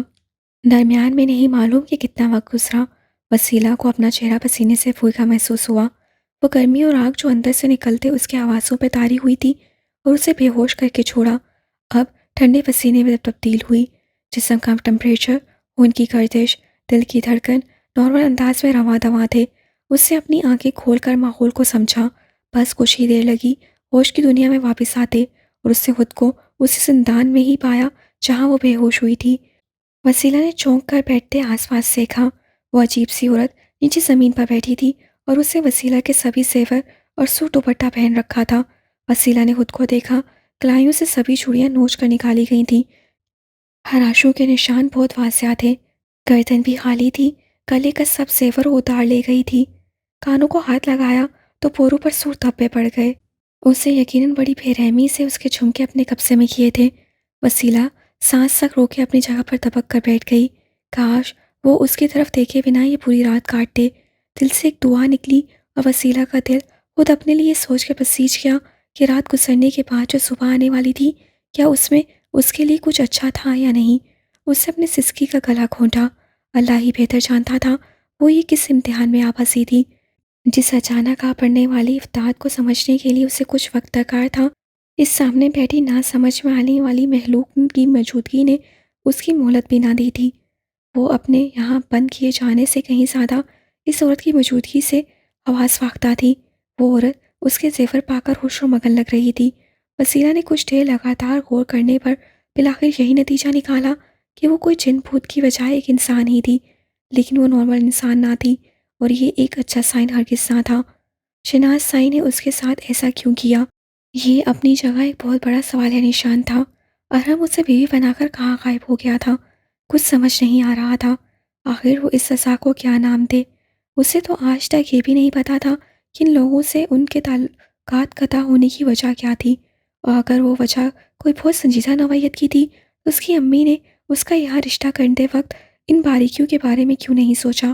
کم از کم وہ اپنی ماں کو تو اپنا دشمن ہرگز نہیں سمجھ سکتی تھی۔ شادی سے چند دن پہلے وسیلہ نے ایک بار امی سے پوچھ ہی لیا تھا کہ آخر اتنے سالوں کی دوری کی وجہ کیا تھی۔ تب رضوانہ نے صرف اتنا کہا تھا کہ اس کے بابا اور ان کی پسند کی شادی تھی جس پر حویلی کی کچھ افراد خوش نہ تھے۔ دادی کو البتہ جمال کی پسند پر کوئی اعتراض نہ تھا۔ پھر جب حویلی میں اس کی موجودگی کی وجہ سے تنازعات بڑھنے لگے تو وہ ساس کے کہنے پر ہی ہمیشہ کے لیے حویلی چھوڑ آئی تھی۔ وسیلہ نے ڈرتے ڈرتے اس جانب نظر ڈالی تو وہ عورت نیچے فرش پر ہی اس کا سوٹ دوپٹہ دونوں ہاتھوں میں دبائے سو چکی تھی۔ وسیلہ نے دھیرے دھیرے اپنی ٹانگیں پلنگ سے نیچے اتاری، نہایت آہستگی سے چلتے اس عورت سے بچتے بچاتے دروازے کی طرف بڑھنے لگی۔ سیڑھیاں چڑھ کر ہلکا سا دروازے کو دبایا۔ دل میں سوچا شاید دروازہ کھل چکا ہو تو باہر نکل جائے، لیکن اپنی طرف کھینچنے یا باہر کی طرف دبانے پر بھی دروازہ نہیں کھلا۔ اسے واپس نیچے اتر کر دیوار کے ساتھ ساتھ چلتے اور بھری نظروں سے کسی وقت اس سوئی ہوئی عورت کو دیکھتے آس پاس کا جائزہ لینے کی کوشش کی۔ بڑا سا نیم تاریخ یہ بیسمنٹ میں بنا کمرہ साजो सामान से यकसर खाली था, सिवाय 2 पलंगों और छोटी मेज़ के। उसमें नीचे एक पुराना कालीन बिछा था। दूसरा पलंग उसके बेड से कुछ ही दूर रखा था। उस पर पड़े सरहाने और चादर वगैरह बिखरे हुए से थे। वो यकीनन उस औरत का बेड था। वसीला ने अपने पलंग पर रखी छोटी सी गठरी को खोला तो उसने वसीला के ही 2 सादा सूट रखे थे। वसीला ने रुत के जागने या किसी और के कमरे में आने के ख्याल से जल्दी जल्दी एक ब्राउन सूट पहनकर दुपट्टा अपने गिर्द ओढ़ लिया और सूट तय कर कर गठरी में बांध दिया। छोटी मेज़ पर एक प्लास्टिक की बोतल पानी से भरी रखी थी। वसीला ने कमरे के कोने में जाकर थोड़े से पानी के साथ वुज़ू किया। आंखें एक बार फिर बरसने लगी थी। मुसीबत कुछ ऐसे सर पर आन पड़ी थी कि उसे तो अल्लाह भी बड़ी देर बाद याद आया था। और जब उसके सहारे का ख्याल आया तो वसीला को लगा ज़िंदगी ऐसे ख़त्म नहीं हो सकती। उसे उम्मीद ही नहीं, अपना यकीन भी बहाल रखना होगा। वसीला ने फर्श पर ही तहज्जुद की नमाज अदा करके हाथ दुआ के लिए बुलंद कर दिए। या मेरे खुदा, अगर ये सज़ा है तो मुझे बख्श दे, इम्तिहान है तो हिम्मत अता फरमा, और अगर मुसीबत है तो निजात दिला दे। लेकिन मेरा साथ न छोड़ना मालिक। मुझे सवाए तेरे कोई राह दिखाई नहीं देती। इस अंधेरे से रिहाई दिला दे मालिक। उठ गई एलिया, बिस्मिल्लाह। नुदत मोमानी ने कमरे का दरवाज़ा खुलने पर भरपूर मुस्कुराहट से उसे देखा। वो झींपा झींपा सा मुस्कुरा दी। मोमिन अंदर अभी तक सो रहे थे।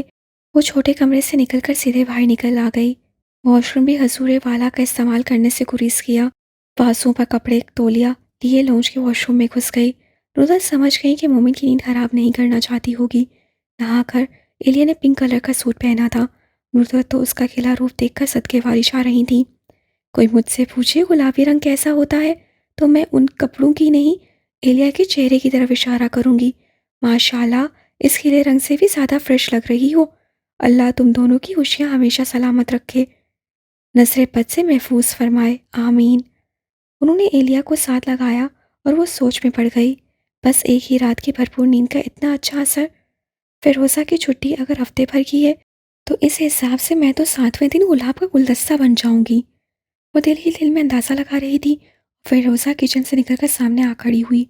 एलिया ने उसकी तरफ देखा तो वो खीखी करके दुपट्टे में छुपने लगी। साहब को जगा दे, मैं नाश्ता बना दूं। हंस क्यों रही हो? एलिया उसकी हंसी को मशकूक नजरों से देखने लगी। कुछ नहीं बाजी।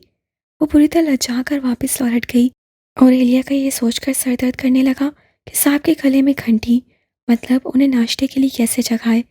और पहले क्या ये मेरे कहने पर उठते थे? छोटे कमरे से बाहर आते जाते मामी ही उसे आवाज़ देकर जगा दिया करती थी। वो मरील कदमों से कमरे में आई। मोमिन बेसुध सोया था। पता नहीं साथ नाश्ता करना क्यों ज़रूरी है। बेचारे कितने आराम से सोए हैं। उससे खड़े खड़े कुछ सोचा, फिर बाहर आ गई। मामी, वो अभी वो नाश्ता नहीं करेंगे, कहते हैं भूख नहीं लगी।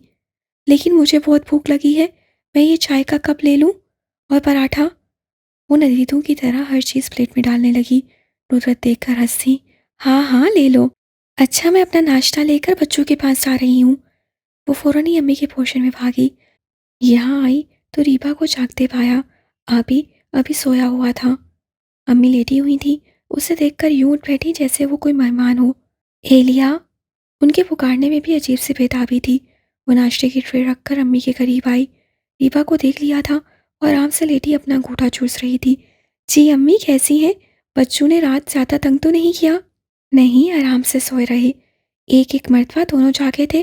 फिरोज़ा ने फीडर बना दिया था। तुम कहो सब खैरियत? वो उसका हाथ पकड़े उसका चेहरा देख रही थी। जी जी, सब ठीक ठाक, बहुत चैन। उससे नींद कहते खुद को रोका। वो बच्चों के बगैर पहली बार रात गुजारी है तो कोई शोर शराबा नहीं था आसपास। वो फीका सा हंसी। हाँ हाँ, रिजवाना भी मुस्कुराने लगी। नाश्ता कर लो पहले। और मोमिन जी सो रहे हैं अभी। वो तसल्ली से बैठकर नाश्ता करने लगी।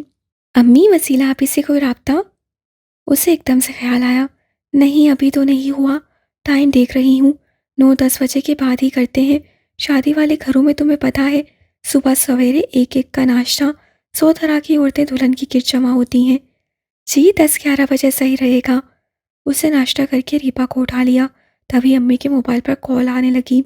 अरहम की कॉल। रिजवाना ने दबा दबा जोश महसूस करते कॉल अटेंड कर ली और एलिया भी जाते जाते रुक गई। अदाब चची जान। अरहम की शौक खनकती आवाज़ माउथ पीस के बाहर तक सुनाई दे रही थी। जीते रहो बेटा। कैसे हो? अभी तुम दोनों का ही जिक्र चल रहा था। जी चाची जान, मैं भी यहाँ मर्दाने में आया तो मेहमानों की आमद शुरू हो गई। आपको कॉल भी इसलिए फ़ौरन मिला ली क्योंकि रश ज़्यादा बढ़ गया तो फुर्सत नहीं मैसर होगी। खुश रहो बेटा, तुम्हें मेरा ख्याल आया यही बहुत है। जी मैं तो वसीला से भी बात करवा देता, लेकिन कुछ उजलत में यहाँ मर्दाने की तरफ निकलना पड़ा। वैसे मैं उसे कह देता हूँ आपसे बात कर ले। बस कुछ औरतें वगैरह जमा हो गई थीं उसके कमरे में। कोई बात नहीं, पूरा दिन पड़ा है, हो जाएगी बात भी। जी जी बिल्कुल, मेहमान तो अभी कम होना शुरू हो जाएंगे। बस भी दोपहर को हमने निकलना भी है। निकलना है? रिजवाना हैरान हुई। क्या यहाँ आ रहे हो? वो दिल में बेतहाशा खुश हुई। नहीं चची जान, हाजिर तो वाकई होना चाहिए था, लेकिन मैंने अपना और वसीला का हनीमून प्लान तरतीब दिया था कुछ 4-5 दिन के बाद का। सोचा था इस दौरान पहले आपसे मिलाएंगे, लेकिन उधर चित्राल में चमड़े का जो नया काम शुरू किया है तो मेरे पार्टनर किसी मुश्किल में फंस गए हैं।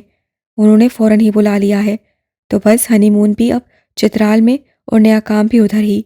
तो बस आज ही हम दोनों ने निकलना है। ओह, तो फिर कब तक? रिजवाना पर बुरी तरह मायूसी सवार हुई। वो तो रात से ही वसीला और अरहम की दावत के मुतालिक सोचने लगी थी। जी मामला चूँकि नए कारोबार का है तो कुछ कह नहीं सकते। मेरे दोस्तों ने तो बजाय होटल वगैरह के हमारे लिए एक घर सेट कर दिया है, इससे फ़िलहाल कुछ अरसा वहीं पर है।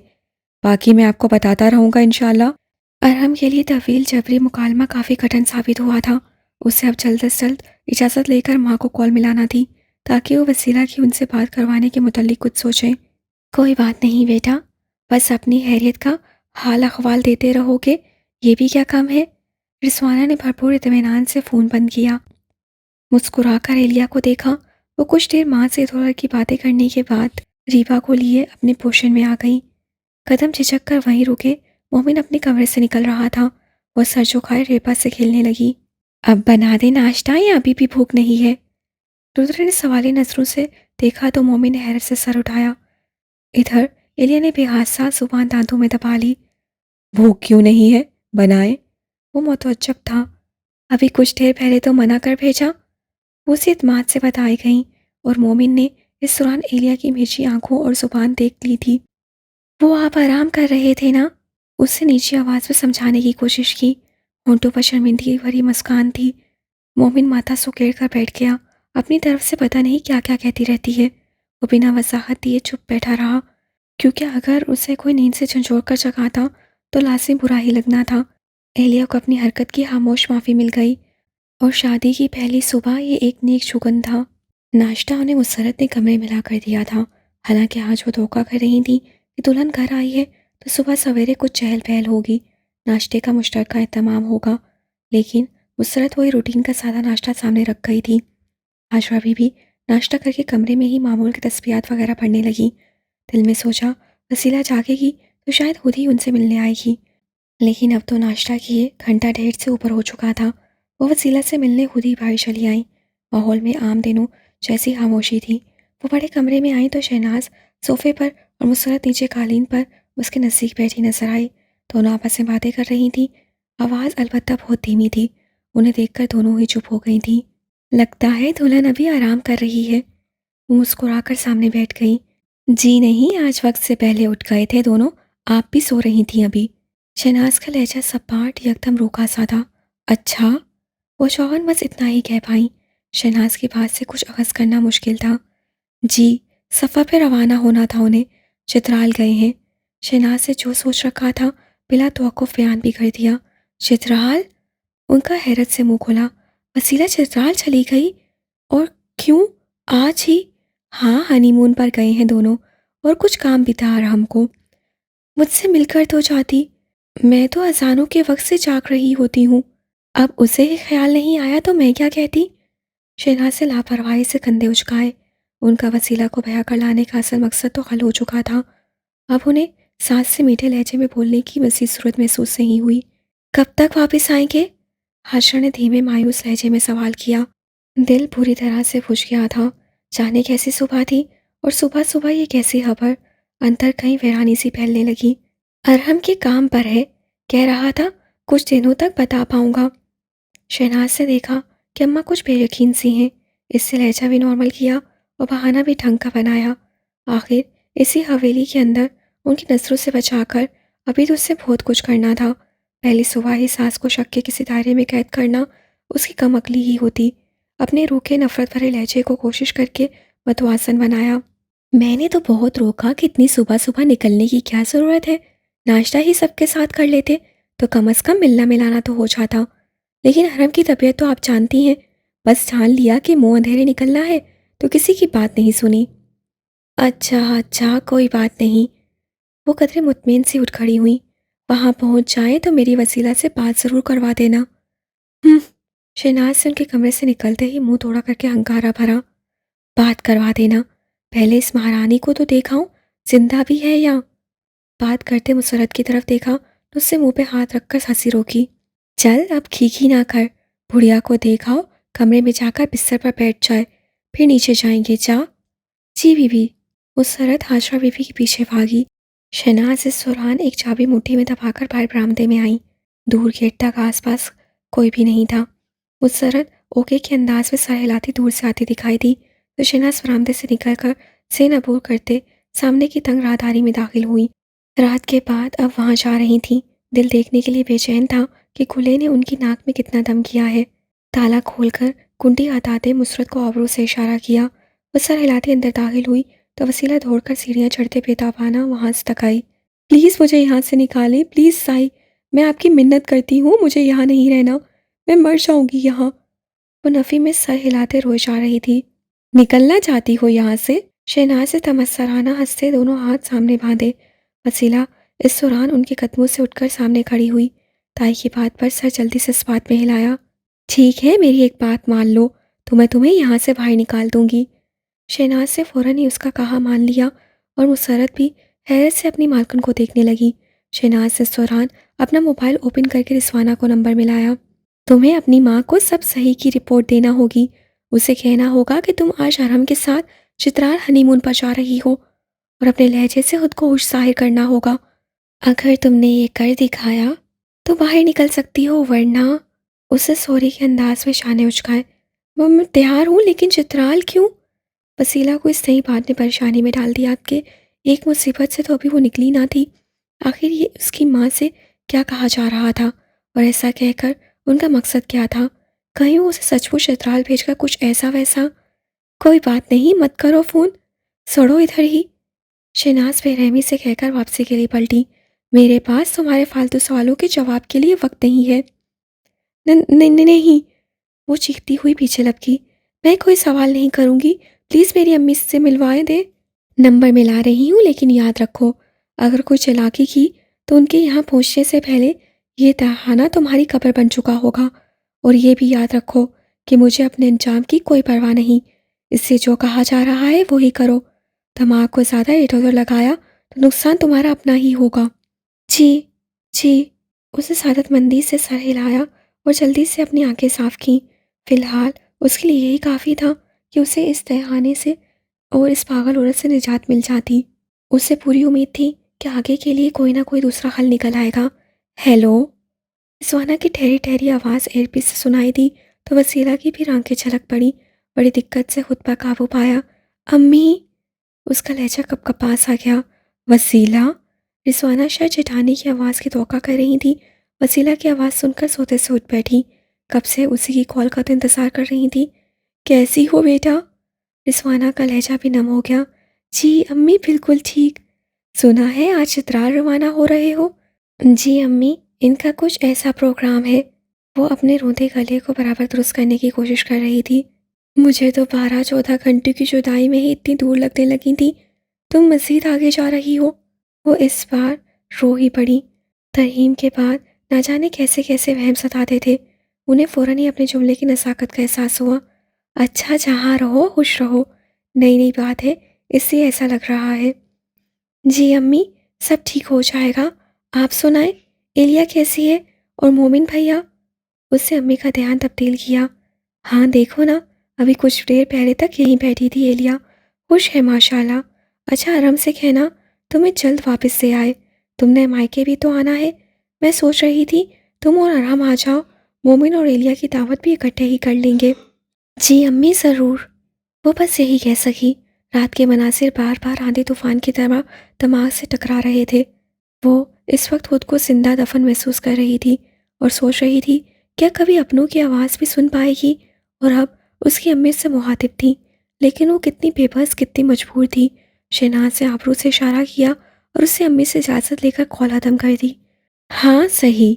شہناز سے موبائل چھین کر اسے سیڑھیوں سے دھکا دیا تو وہ بڑی مشکل سے خود کو سنبھال کر فرش پر آئی۔ سر اٹھا کر حیرت سے تائی کو دیکھا۔ اب تو تائی نے اپنا وعدہ پورا کرتے اسے باہر نکالنا تھا، کسی خوش فہمی میں نہ رہنا۔ شہناز سے ہاتھ کمر پہ رکھے، یہ تہخانہ ہی اب تمہاری آخری پناہ گاہ ہے، تمہیں یہاں سے نکالنا ہوتا تو لاتی ہی کیوں؟ لیکن میرا قصور کیا ہے؟ وہ چیخ پڑی۔ وہ شہناز سے بازو نیچے دیوار کے پاس سوئی گلناز کی طرف لہرایا۔ اس کی ذہنی حالت ہے تمہارا قصور، لیکن میں تو انہیں نہیں جانتی، میں نے ان کا کیا بگاڑا ہے؟ صرف اتنا کہ جس نے اس کا یہ حال کیا ہے اس کی جان تم میں بند ہے، اور میں اس کی جان کا ایک دن یہی حال نہ کر دوں تو میرا نام بھی شہناز نہیں۔ وہ غصے سے گھراتی ہوئی واپس پلٹی اور زور سے دروازہ بند کر کے تالا پھنسا دیا۔ ادھر وسیلہ منہ کھولے تائی کے آخری جملوں کو سوچے گئی، یہ انہوں نے کیا کہا تھا؟ مجھ میں کس کی جان بند ہے؟ وہ رک گئی، گلے میں تھوک کو نگلا۔ بیک وقت دو نام دماغ سے ٹکرائے، ایک امی، ایک منصب۔ اسے سر جھٹکا، وہ نہیں، وہ کیسے؟ اس کے متعلق تو یہاں کسی کو، لیکن امی بھی کیوں؟ وہ تو یہاں بہت کم عرصے کے لیے رہی تھی، البتہ امی کا ایک قصور وہ انہی کی زبانی سن چکی تھی۔ پھر اگر امی ہی ہیں تو دادی نے یہ شادی کیوں ہونے دی؟ جبکہ اس کی امی کے باقول دادی تو ان کی ویل وشر تھی، انہوں نے ان سب کو یہاں سے بھیجا تھا، تو آج وہی دادی ان کے ساتھ کیسے شامل ہو گئی؟ اور اگر دادی ساتھ شامل نہیں تو اس وقت وہ کہاں ہے؟ میری گمشدگی پر انہیں کیا کہا گیا ہے؟ کہیں وہ ساتھ شامل ہی نہ ہو۔ اوف، مجھے کون بتائے گا یہ سب؟ اور وسیلہ تنہا کر دیے جانے پر پہلی مرتبہ ایک خیال سے خوفزدہ ہوئی۔ پلٹ کر اس عورت کو دیکھا، وہ کسی بھی وقت نیند سے جاگ سکتی تھی۔ اس وقت تہخانے میں رات جیسی تاریکی نہیں تھی، اوپر چونکہ روشن دان بنے ہوئے تھے تو باہر کے اجالے کا مدھم سا اثر تہخانے کے اندر بھی موجود تھا۔ وہ آہستہ سے اپنی جگہ سے اٹھی اور سوچنے لگی کہ اس تہخانے میں کیا کوئی محفوظ مقام ایسا ہے جہاں وہ اس عورت سے دور ہو سکے، لیکن ایسا کچھ نہیں تھا۔ ان چار دیواریوں کے بیچوں بیچ وہ دونوں تھیں، یا دو پلنگ اور ایک چھوٹی میز۔ آخر وہ کہاں چھپے، کیا کرے؟ چپ چاپ آ کر اپنے پلنگ پر بیٹھ گئی۔ ایک دل چاہا اس کے جاگنے سے پہلے پلنگ کے نیچے چھپ جائے، لیکن یہ حل اسے اچانک خیال آیا، کیا اس تہخانے میں کوئی واش روم وغیرہ بھی تھا؟ وہ اپنی جگہ سے اٹھی، ان بوسیدہ دیواروں کو اندھیرے میں ٹٹولتے اسے ایک انتہائی کونے میں دیواروں جیسا ہی بند رنگ چھوٹا دروازہ نظر آ گیا۔ وسیلہ نے کھول کر اندر جھانکا، وہ ایک باتھ روم ہی تھا۔ وہ دھڑکتا دل اور جوش لیے پوری اندر داخل ہوئی، لائٹ آن کی کیونکہ وہاں بہت اندھیرا تھا۔ روشنی ہونے پر دیوانوں کی طرح ہر طرف دیکھا، لیکن جو وہ سوچ رہی تھی اس کے برخلاف وہاں ایک بھی کھڑکی نہ تھی۔ ہوا کے لیے بس ایک روشن دان تھا جس پر لوہے کا جنگلہ لگا ہوا تھا۔ وہ مایوس سے لیے واپس پلٹی تو زور سے کسی سے ٹکرائی، منہ سے بے اختیار چیخ نکلی اور دل دھواں دھار دھڑکنے لگا۔ وہ عورت نہ صرف جاگ چکی تھی بلکہ اس نے وسیلہ کو پوری طرح دبوچ لیا تھا۔ اس کا وحشتناک چہرہ اپنے چہرے کے عین قریب دیکھ کر وسیلہ کا دل پوری طرح ڈوبا اور وہ ایک بار پھر اس کے بازو میں ہی لڑک گئی۔ تیار ہو گئی بیٹا؟ جی امی، اس سے ہینڈ بیگ کندھے سے لٹکایا۔ سفید کڑھائی والی چادر اوڑھ کر باہر آئی تو ابو بھی اس کے منتظر تھے۔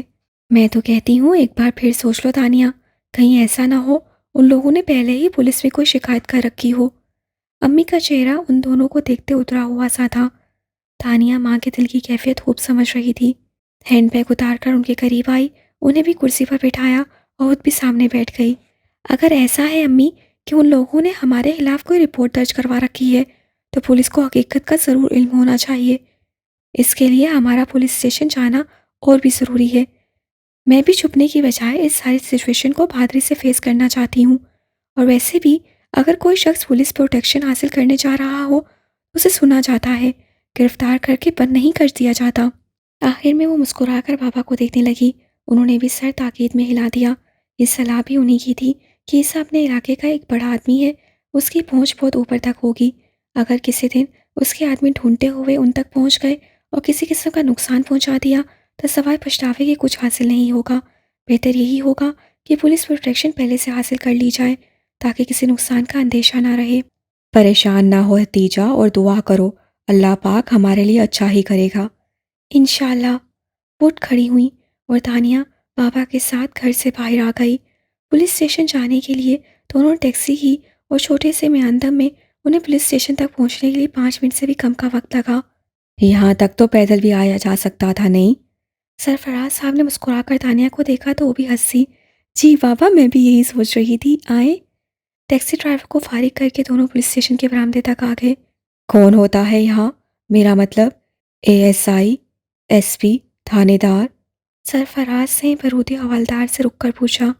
جی ASI صاحب ہیں، SHO صاحب ہفتے میں ایک بار چکر لگاتے ہیں۔ مل سکتے ہیں، ایک درخواست درج کروانی ہے۔ جی 1 منٹ میں پتہ کرتا ہوں۔ حوالدار انہیں روک کر اندر چلا گیا اور کچھ ہی دیر میں واپس آیا تو انہیں اندر جانے کا اشارہ کیا۔ تانیہ نے اس دوران دروازے کے باہر لگی دھتی کو سر اٹھا کر دیکھا۔ منصف رضا خان۔ اس سے نام پڑھ کر کچھ دیر سوچا۔ ہلکا ہلکا کچھ مانوس سا احساس پیدا ہوا لیکن زیادہ سوچنے کی مہلت نہ ملی اور انہیں اندر بلا لیا گیا۔ السلام علیکم۔ سرفراز صاحب نے ہاتھ مسافے کے لیے آگے بڑھایا اور منصف ان کی عمر کا لحاظ کرتے تھوڑا سا اونچا اٹھا اور بیٹھنے کا اشارہ کیا۔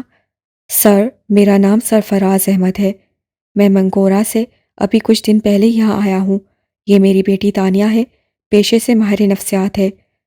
منگورہ میں اس کا ذاتی کلینک تھا لیکن ہمارے ساتھ ایک چھوٹا سا حادثہ ایسا ہو گیا کہ میری بیٹی کو اپنا کلینک اور ہمیں اپنا شہر تک چھوڑ کر یہاں ہجرت کرنا پڑ گئی۔ ابھی جس حادثے کا ذکر میں نے آپ سے کیا اس کی تفصیل تانیہ آپ کو بتائے گی۔ باقی یہاں تک ہمارے آنے کا مقصد پولیس کا تحفظ حاصل کرنا ہے جس کے لیے یہ ساری تہمت باندھی۔ امید ہے جب تانیہ آپ کو تفصیل بتائے گی تو آپ اس تحفظ حاصل کرنے کا مقصد بھی سمجھ جائیں گے۔ جی بالکل، میں سمجھ گیا۔ منصف نے سرفراز صاحب کی سلجھی معتبرانہ گفتگو توجہ سے سن کر تانیہ کی طرف دیکھا اور تانیہ نے اپنے پیشے کے آغاز سے لے کر عیسیٰ کے ملنے، اپنا رشتہ طے پانے اور اس کے بعد جو کچھ صہیب کے ساتھ پیش آیا اس سب کی تفصیل منوعاً بیان کر دی۔ منصف نے ساری بات سننے کے بعد سر ہلایا۔ بات تو بالکل مناسب ہے، عیسیٰ کی طرف سے یقیناً آپ لوگوں کی تلاش جاری ہوگی اور کچھ نہیں کہہ سکتے کہ ان کے ارادے کیا ہوں کیونکہ ایسی جوان موت کے بعد یہاں کے علاقائی رسم و رواج ان سے بہت کچھ کروا دیتے ہیں۔ میں آپ کی درخواست ساحل کروا دیتا ہوں، آپ کو 1-2 دن میں مطلع کر دیا جائے گا۔ کیا کوئی مشکل یا رکاوٹ پیش آ سکتی ہے؟ تانیہ نے الجھ کر منصف کو دیکھا۔ ایسا کچھ نہیں، بس 2 دنوں میں آپ کا وہ کلینک جس کی توڑ پھوڑ کی گئی ہے اس جگہ اور ارد گرد کے لوگوں سے کچھ پوچھ گچھ کی جائے گی اور وہ آپ کا ملازم نواز، اس سے بھی بیان لیا جائے گا۔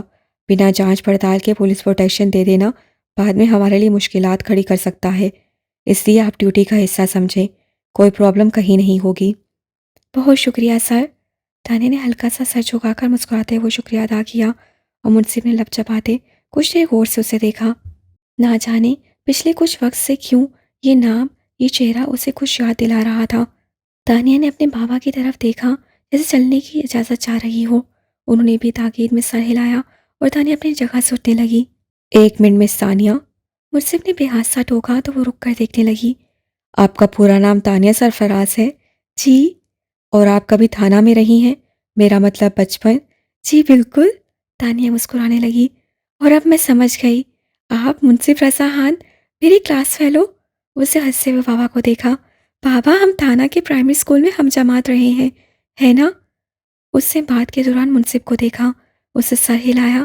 تانیہ اس سے زیادہ پرجوش ہو چکی تھی۔ میں نے جس وقت باہر نیم پلیٹ پڑھی تب سے ذہن پر زور دے رہی تھی، پھر آپ کو دیکھا تو کچھ یاد بھی آنے لگا تھا لیکن مجھے پوچھتے ہوئے جھجک ہو رہی تھی۔ میں بھی یہی سوچ رہا تھا کہ پوچھوں یا نہیں کیونکہ تھانہ کی بچپن کی اسٹوڈنٹ۔ اصل میں تانیہ کے نانا پا کا گھر تھانہ میں ہے۔ میں اب سے بہت سال پہلے قریب 5 سال کے لیے سعودی عرب چلا گیا تھا، تب ان کی والدہ اور اسے ان کے ننھیال چھوڑ گیا تھا، اس لیے تانیہ نے چند ایک کلاسز تھانہ میں پڑھی ہیں۔ میرا خیال ہے ہم تیسری سے 5ویں تک ساتھ پڑھے ہیں۔ جی بالکل، 5ویں کے بعد میں گرلز اسکول چلی گئی تھی۔ اتنے سالوں بعد اس طرح اچانک ملاقات، مجھے بہت خوشی ہو رہی ہے۔ منصف کے لہجے میں اب اپنائیت جھلکنے لگی सरफराज साहब को एक एएसआई का ऐसा दोस्ताना रवैया बहुत अच्छा लगा। लड़का बहुत बाअखलाक और सादा मिजाज था। मुझे भी अब बहुत तसल्ली महसूस हो रही है बरखुरदार। तान्या के मसले के हवाले से आपका मिलना जैसे कुदरत की मदद लग रहा है। इंशाल्लाह अंकल, आप बिल्कुल बेफिक्र रहें। अच्छा सर, हम चलते हैं, आप फिर बता दीजिएगा। तानिया खड़ी हो गई। सर कहकर गैरत नहीं पड़ते, आप नाम लेकर भी बुला सकती हैं। बचपन में तो वैसे नाम बिगाड़ कर भी बुलाया करते थे। वो मुस्कुराते हुए उठ खड़ा हुआ। तानिया भी हंस पड़ी। वाहिर जमान हान बैठा होगा, वहां जाकर आपको अपनी अर्जी बमा दस्तक के लिखवानी होगी। मुंसिफ ने मजीद बताया और तानिया ने पर्स से अपना कार्ड निकालकर मुंसिफ की तरफ बढ़ाया। इससे मेरा नंबर है, अगर ज़रूरत पड़े तो। ठीक हो गया, मैं आपको बता दूंगा। तो उन्होंने मुंसिफ से इजाज़त चाही और बाहर निकल आए। तुम्हारी माँ की कॉलें आई हुई हैं, बात कर लो। शहनाज से मोबाइल वसीला की तरफ बढ़ाया और उसने जवाबन अपना मुंह फेर लिया। नहीं करूँगी किसी से बात। अच्छा? शहनाज उसका बाजू मरोड़ कर रुख अपनी तरफ फेरा। तेवर किसे दिखा रही हो? है इतनी जरूरत? हाँ है। वसीला बाजू छुड़वाकर तनकर खड़ी हुई।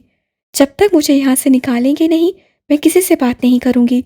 पिछली बार आपने मुझे धोखा दिया, अब मैं किसी झांसे में नहीं आऊँगी। बाहर तो तुम्हें मैं भी नहीं निकालूंगी। शहनाज संसिया हंसी तो वसीला ने चौंक कर दाई को देखा। उससे तो दिल में ठान लिया था कि शहनाज साई की कमजोरी को अपना हथियार बनाकर एक मर्तबा इस तहखाने से निकलेगी। फिर कोई ना कोई हल यहाँ से भाग निकलने का भी मिल जाएगा। लेकिन वो तो, तुम्हें लगता है अगर तुम माँ से बात नहीं करोगी तो मैं डर जाऊंगी? हाँ। वो बददस्तूर हंस रही थी। वसीला साकिन होकर देखे गई। उसे वाकई ही लग रहा था कि वो उसकी ऐसी हालत उसके मायके वालों से पोशीदा रखना चाहती हैं, लेकिन उसे वाकई उनके लोगों के इरादों की कुछ खबर ना थी। और हाँ, भूल तो कर ही रही थी। उसे जब ही नहीं पता था कि वो यहाँ क्यों है, बाकी बातों के मुतल्लिक तो क्या अंदाज़ा लगाना। मैं डरूंगी नहीं वसीला मैडम। शहनाज उसके बाल पकड़कर अपनी होनहार नजरें उस पर गाड़ दी। वसीला की सिसकी निकल गई। मैं तो तुम्हारी बहन और तुम्हारे बहनोई की दावत पर बुलाऊंगी, सुन रही हो? शहनाज से पहले से ज़्यादा शिद्दत के साथ वसीला के उलझे बाल अपनी मुट्ठी में भींचे। नई दुल्हन, उसका दूल्हा और शायद उनके दो जुड़वा बच्चे भी। एक कॉल करके दावत पर बुलाने की देर है, वो तो थोड़े चले आएंगे। लेकिन ये उनकी भूल होगी कि वो अपनी प्यारी बहन से मिलने जा रहे हैं, क्योंकि म्यांदम से थाना के रास्ते में बस एक ज़रा सा एक्सीडेंट ही तो करवाना है। शहनाज से कहका लगाया, फिर वो तो ना थाना आ पाएंगे ना वापस म्यांदम जाने के काबिल रहेंगे, क्योंकि वो तो सीधा। उन्होंने दीवानावार हंसते हुए उंगली ऊपर आसमान की तरफ उठाई और वसीला का मुंह खुल गया। दिल जैसे पूरा किसी ने निचोड़ डाला हो। उसे घबरा कर अपने दिल पर हाथ रखा। वो जैसे एक मर्तबा फिर बेहोश होने वाली थी। बड़ी मुश्किल से अपने आप को हवासों में रखा। ताई की बात को सोचा, समझा। वो निहायत बेबसी से जब उनके चेहरे की तरफ देखा तो आंखें पूरी भीग चुकी थीं। उससे अपना हाथ मोबाइल लेने के लिए आगे बढ़ाया तो वो पूरा लरस रहा था। आंखें साफ करो और लहजा दुरुस्त करो अपना।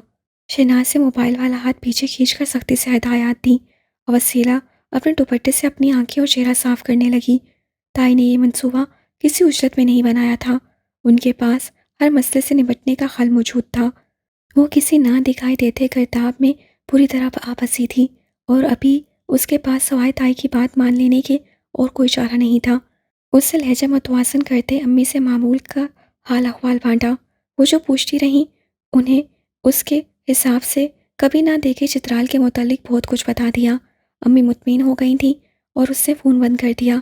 ताई ने चित्राल का बहाना बनाकर उसके घर वालों के यहाँ हवेली आने की राह खूब रोक ली थी और अब नहीं मालूम कि कब तक।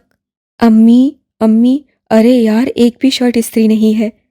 वो ज़ोर ज़ोर से माँ को आवाज़ें देता हर चीज़ बेड पर फेंकता जा रहा था। बात लेकर बाहर आते उसे वार्डरोब खोली। हैंगर पर एक भी शर्ट नहीं लगी थी। पिछले 5 दिनों से वो उसी तरह एक एक शर्ट उठाकर पहनता रहा था और पिछले रोज़ आखिरी प्रेस शुदा शर्ट भी पहन ली, लेकिन इस दौरान किसी ने उसके नए कपड़े इस्त्री करके ना लगाए थे। ओहो, एक भी शर्ट प्रेस नहीं, कमीज शलवार भी कोई नहीं। नुसरत फुकलाई हुई सी कमरे में आई, उलट पुलट कर देखने लगी, लेकिन नाकामी ही हुई। इस दौरान एलिया भी कमर पे आँपी को झुलाते छोटे कमरे के दरवाजे में आ गई। लाओ, मैं जल्दी से प्रेस कर देती हूँ। नुसरत ने खुद ही बेड के फैलावे में से एक नीली शर्ट उठा ली। असल में फ़िरोज़ा ही करती है इस्त्री, لیکن آج کل شادی میں گئی ہوئی ہے نا، گھر کے باقی کام تو میں اور ایلیا دیکھ رہے ہیں، لیکن تمہارے کپڑوں کا بالکل خیال نہیں آیا۔ وہ وضاحت دیتی کمرے سے باہر نکل گئی۔ سوری، آئندہ میں خود ہی کر دیا کروں گی۔ ایلیا نے چوری چوری ایک نظر ڈال کر ہٹا بھی اسی عجلت سے لی۔ نہیں نہیں، تم کیوں؟ مومن نے آبرو چڑھائے، پھر چل کر چند قدم آگے آ گیا۔ صاف لگا مزید بھی کچھ کہنے کے ارادہ ہے۔ ایلیا اس کی طرف دیکھے گئی۔ تم تو ان دونوں بچوں کی خاطر یہاں آئی ہو نا، اور میرے کام تو میری بیوی کے کرنے کے ہیں، بٹ ڈونٹ وری، اپنی بیوی کے لیے میں آج کل دیکھ رہا ہوں کوئی۔ وہ اسی لاپرواہی سے کہتے واپس سے پلٹ گیا، اور وہ کھلے منہ پھٹی آنکھوں سے مومن کی پشت کو دیکھتے اس کے جملے کو سوچے گئی۔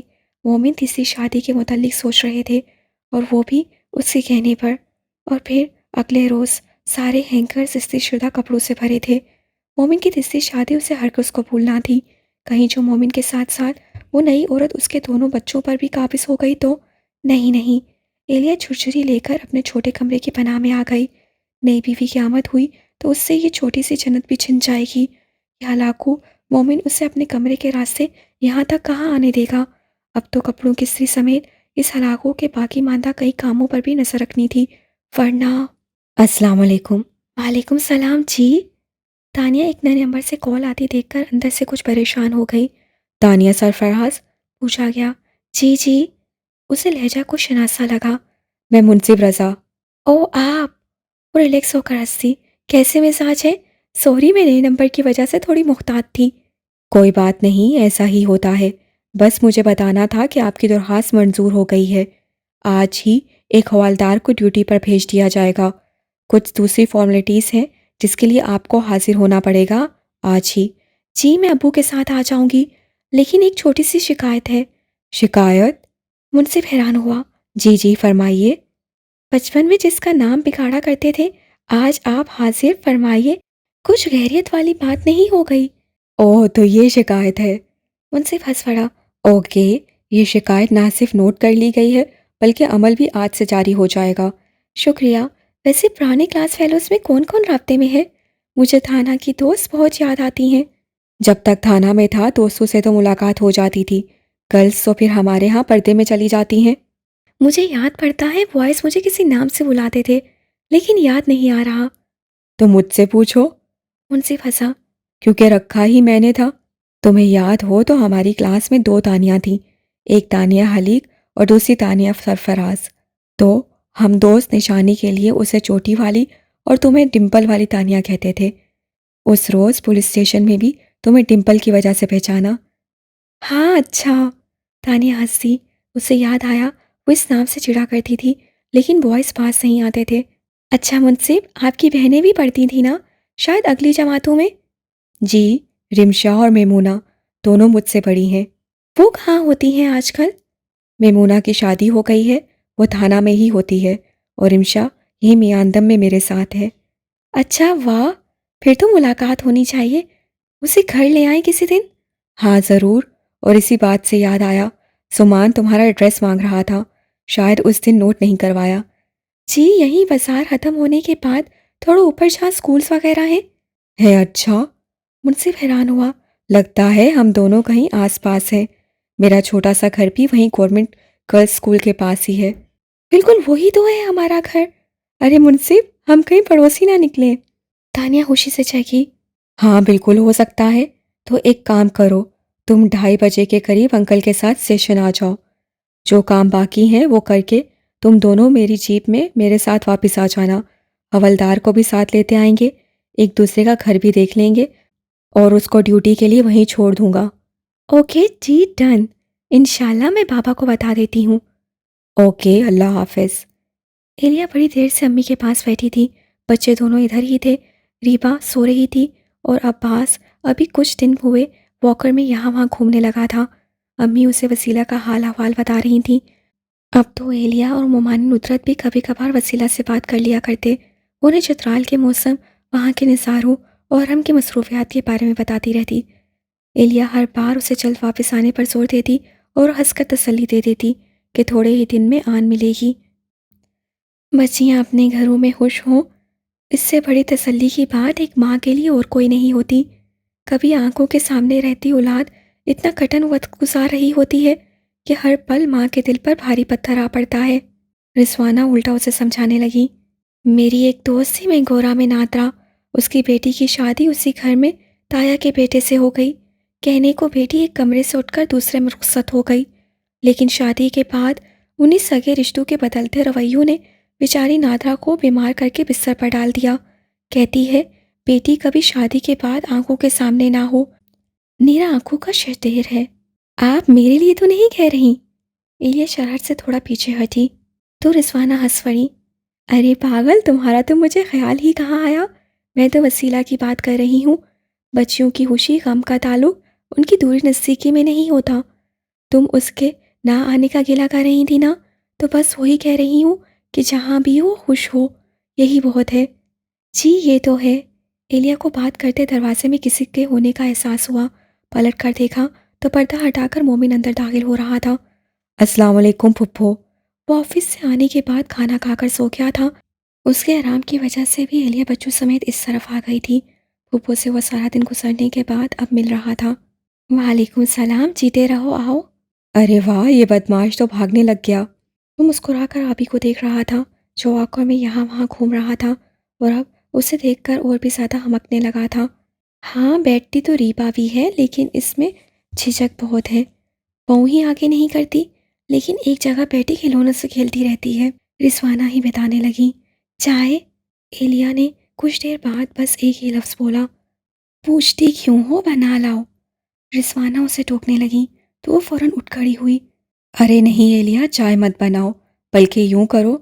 وہ کچھ سوچ بچار کے انداز میں رکا، جبکہ ایلیا اپنا نام لیے جانے پر حیرت سے مڑی۔ صاحب نے اتنا لمبا جملہ کیا واقعی اس سے بولا تھا؟ وہ اس کی اگلی بات سننے کے لیے رکی ہوئی تھی۔ تم اگر تیار ہو تو کہیں باہر چلتے ہیں، چائے بھی باہر پئیں گے۔ وہ اسے دیکھ کر مسکرا بھی رہے تھے۔ ایلیا کو یقین تو نہیں آ رہا تھا، لیکن امی کی وجہ سے چہرے کے زاویے نارمل رکھنے کی کوشش کی۔ منہ سے البتہ کوئی ڈھنگ کا جملہ نہیں نکل پایا۔ میں مجھے تو تیاری کی ضرورت بھی نظر نہیں آ رہی، چلو پھر۔ وہ بڑے ہی ہلکے پھلکے دوستانہ انداز سے بولے چلا گیا، بچے؟ وہ بھوکلا کر پیچھے بھاگی۔ ریبا کو یہیں سونے دو، اٹھایا تو ڈسٹرب ہو جائے گی۔ آپ ہی کو وہاں امی کے پاس چھوڑ دو، بابا بھی آرام کر رہے ہیں، امی فارغ بیٹھی ہیں۔ مومن نے فوراً سے ہر مسئلہ سلجھایا، ساتھ نہیں؟ اس سے کہنے کی کوشش کی، نہیں۔ وہ جاتے جاتے رکا، بس تم اور میں۔ وہ باہر نکل گیا۔ ایلیا نے بری طرح نروس ہو کر امی کو دیکھا، وہ مسکرا کر دیکھ رہی تھی۔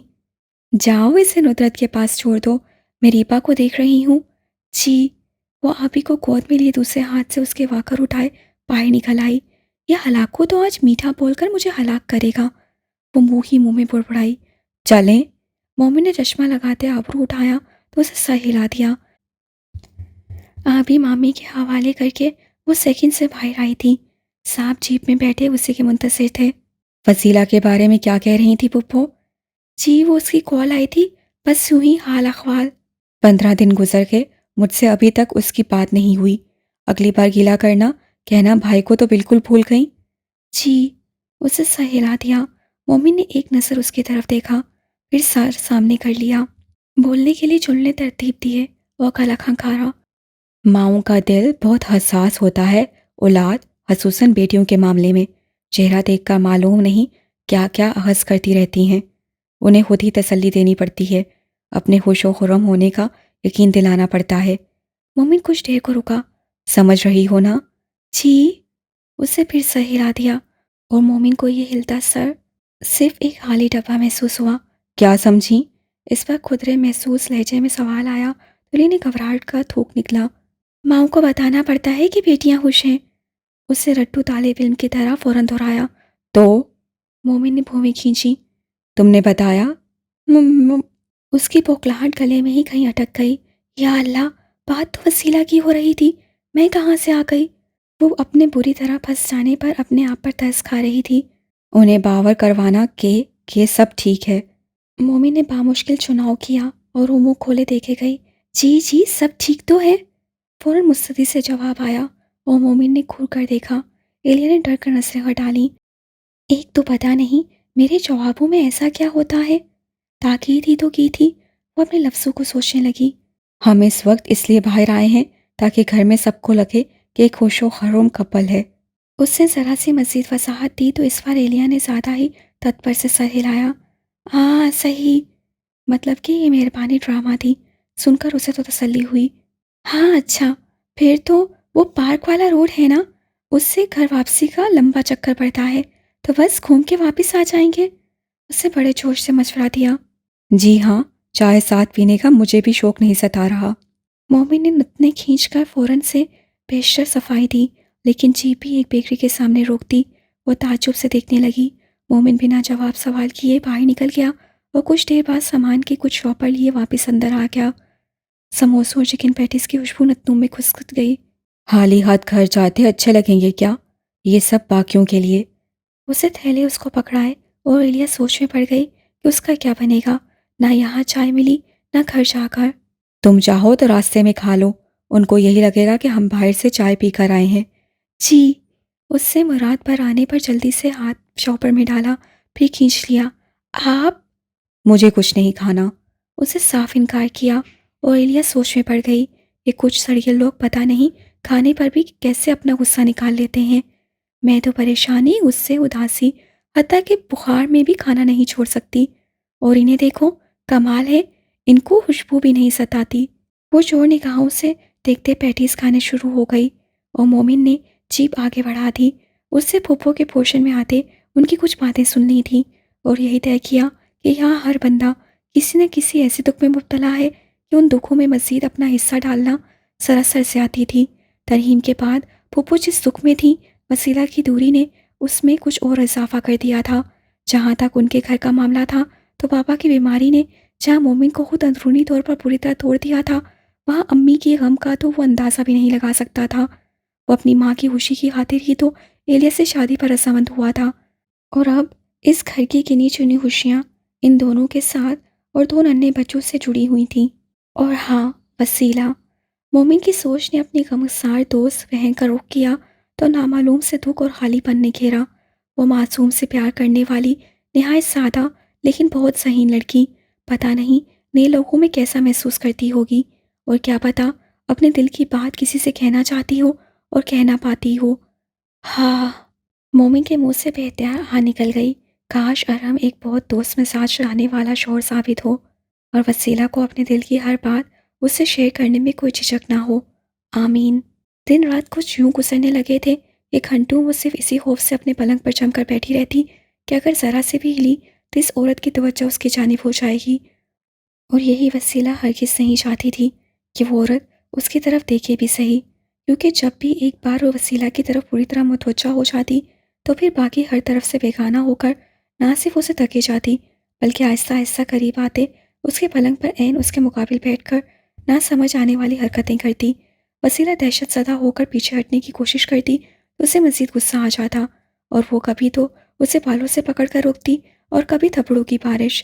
وسیلہ اس وقت واش روم جانا چاہتی تھی، لیکن وہ جھلی جاگ رہی تھی اور اپنے پلنگ پر بیٹھی زور زور سے یوں ہل رہی تھی جیسے سبق یاد کر رہی ہو۔ وسیلہ نے اسے متوجہ نہ پا کر آہستہ سے پیر زمین پر رکھتے چپلیں پہنی، اٹھ کر کھڑا ہوتے دیوار سے لگ کر اسے بھاگوڑ دیکھتے ایک ایک قدم آگے بڑھانے لگی۔ وہ ذرا سا بھی سر اٹھانے لگتی تو وسیلہ اپنی جگہ پر دیوار کی طرح ساکن ہو جاتی۔ بڑی دیر بعد جیسے تیسے وہ واش روم کے دروازے تک پہنچی اور ہلکا سا دھکا دیتے اس میں داخل ہو گئی۔ اف، دھوکنی جیسی سانس کو قابو میں لاتے وہ کچھ دیر وہیں کھڑی رہی۔ اس کے شب و روز بھی یہ کس حساب کتاب میں آ پھنسے تھے؟ کبھی سوچا تھا زندگی سمٹ کر یوں ایک زندان میں بند ہو جائے گی؟ اس اتنی بڑی دنیا کی ہزاروں لاکھوں جیلوں میں بند قیدیوں کی زندگی بھی کچھ ایسی ہی ہوتی ہوگی۔ وہ پیشے سے ایک وکیل تھی، اس کا مستقبل تو مجرموں قیدیوں کے واقعات سننے میں گزرنا تھا، پر آج پہلی بار خود کو ایک قیدی محسوس کرتے وہ پہلے تو اپنی بے بسی پر ہنس پڑی، لیکن اسے اب ہنسنا بھی کہاں یاد رہا تھا۔ ہنسی میں کھلی آنسوؤں کی نمی ہچکیوں میں تبدیل ہونے لگی اور وہ اپنے حال پر پہلی مرتبہ اتنا کھل کر روئی کہ روتے روتے تھک گئی، پر لگتا اندر اب سوا آنسو کہ کچھ باقی نہیں رہا۔ وہ اس وقت نل کھولے منہ پر پانی کی چپیٹیں مار رہی تھی جب پیچھے دروازے پر کسی کی آواز آئی۔ اس نے دوپٹے سے چہرہ صاف کیا اور دروازے کے قریب آئی۔ گلا ایک مرتبہ پھر خوف سے خشک ہونے لگا۔ باہر نکلنے کا مرحلہ مزید مشکل لگا۔ اس سے کانپتے ہاتھوں سے چٹکنی گرائی اور دروازہ کھولا، لیکن وسیلہ کا دل ڈوب کر نیچے جا پڑا۔ اس کے کھینچنے پر دروازہ نہیں کھلا تھا، مطلب اسے باہر سے بند کر دیا گیا تھا۔ اسے گھبرا کر زور زور سے دروازہ بجانا شروع کیا۔ کھولو، دروازہ کھولو! وہ پاگلوں کی طرح دروازہ پیٹ رہی تھی، کیونکہ اسے بند جگہ میں گھٹن کا فوبیا تھا۔ وہ کسی چھوٹی جگہ پر زیادہ دیر بند نہیں رہ سکتی تھی۔ گھٹن کا احساس اس کے دماغ پر سوار ہوتے اس کی سانسیں اکھاڑنے لگا۔ وسیلہ اپنا دماغ گھٹن سے ہٹا کر دیوانہ وار دروازہ پیٹنے لگی، ساتھ ساتھ وہ بری طرح چلا بھی رہی تھی۔ اسے لگا اگر چند منٹ کے اندر دروازہ نہ کھلا تو اس کی سانس بند ہو جائے گی۔ اونچا اونچا چلانے کا جیسے اس پر دورہ پڑ گیا تھا۔ حد تو یہ کہ اس جھلی عورت پر اس کی آوازوں کا کوئی اثر ہی نہیں ہو رہا تھا، بلکہ باہر کھڑی وہ ہنس ہنس کر تالیاں بجا رہی تھی۔ وسیلہ کا چیخنا چلانا اسے اپنی حرکت کی کامیابی تصور ہو رہا تھا۔ کھولو پلیز، دروازہ کھولو! اس کی اونچی آواز مدھم پڑنے لگی تھی۔ چھوٹی چھوٹی 3 دیواریں اور بند دروازہ قریب آتے اسے دبوچ رہے تھے۔ ماتھے پر ٹھنڈے پسینے کے قطرے نمودار ہوئے اور آنکھوں کے آگے تاریکی کا پردہ چھا گیا۔ بچوں کا سامان فیروزہ کی مدد سے دوبارہ چھوٹے کمرے میں آ چکا تھا۔ آج سینے چڑھائے، دوپٹہ کمر پہ باندھے، اس سے ہاتھ جھاڑ کر اپنی محنت اور مہارت کو ستائشی نظر سے دیکھا۔ اس مرتبہ اس سے کمرے کی سیٹنگ کو مکمل تبدیل کر ڈالا تھا۔ بچوں کے کارڈ پلنگ کی جگہ پہ رکھ کر سنگل بیڈ کو سامنے کی دیوار سے لگا دیا۔ کمرہ پہلے سے زیادہ کھلا لگنے لگا تھا۔ اس طرف سے فارغ ہو کر اس سے مومن کے کمرے کو دیکھا۔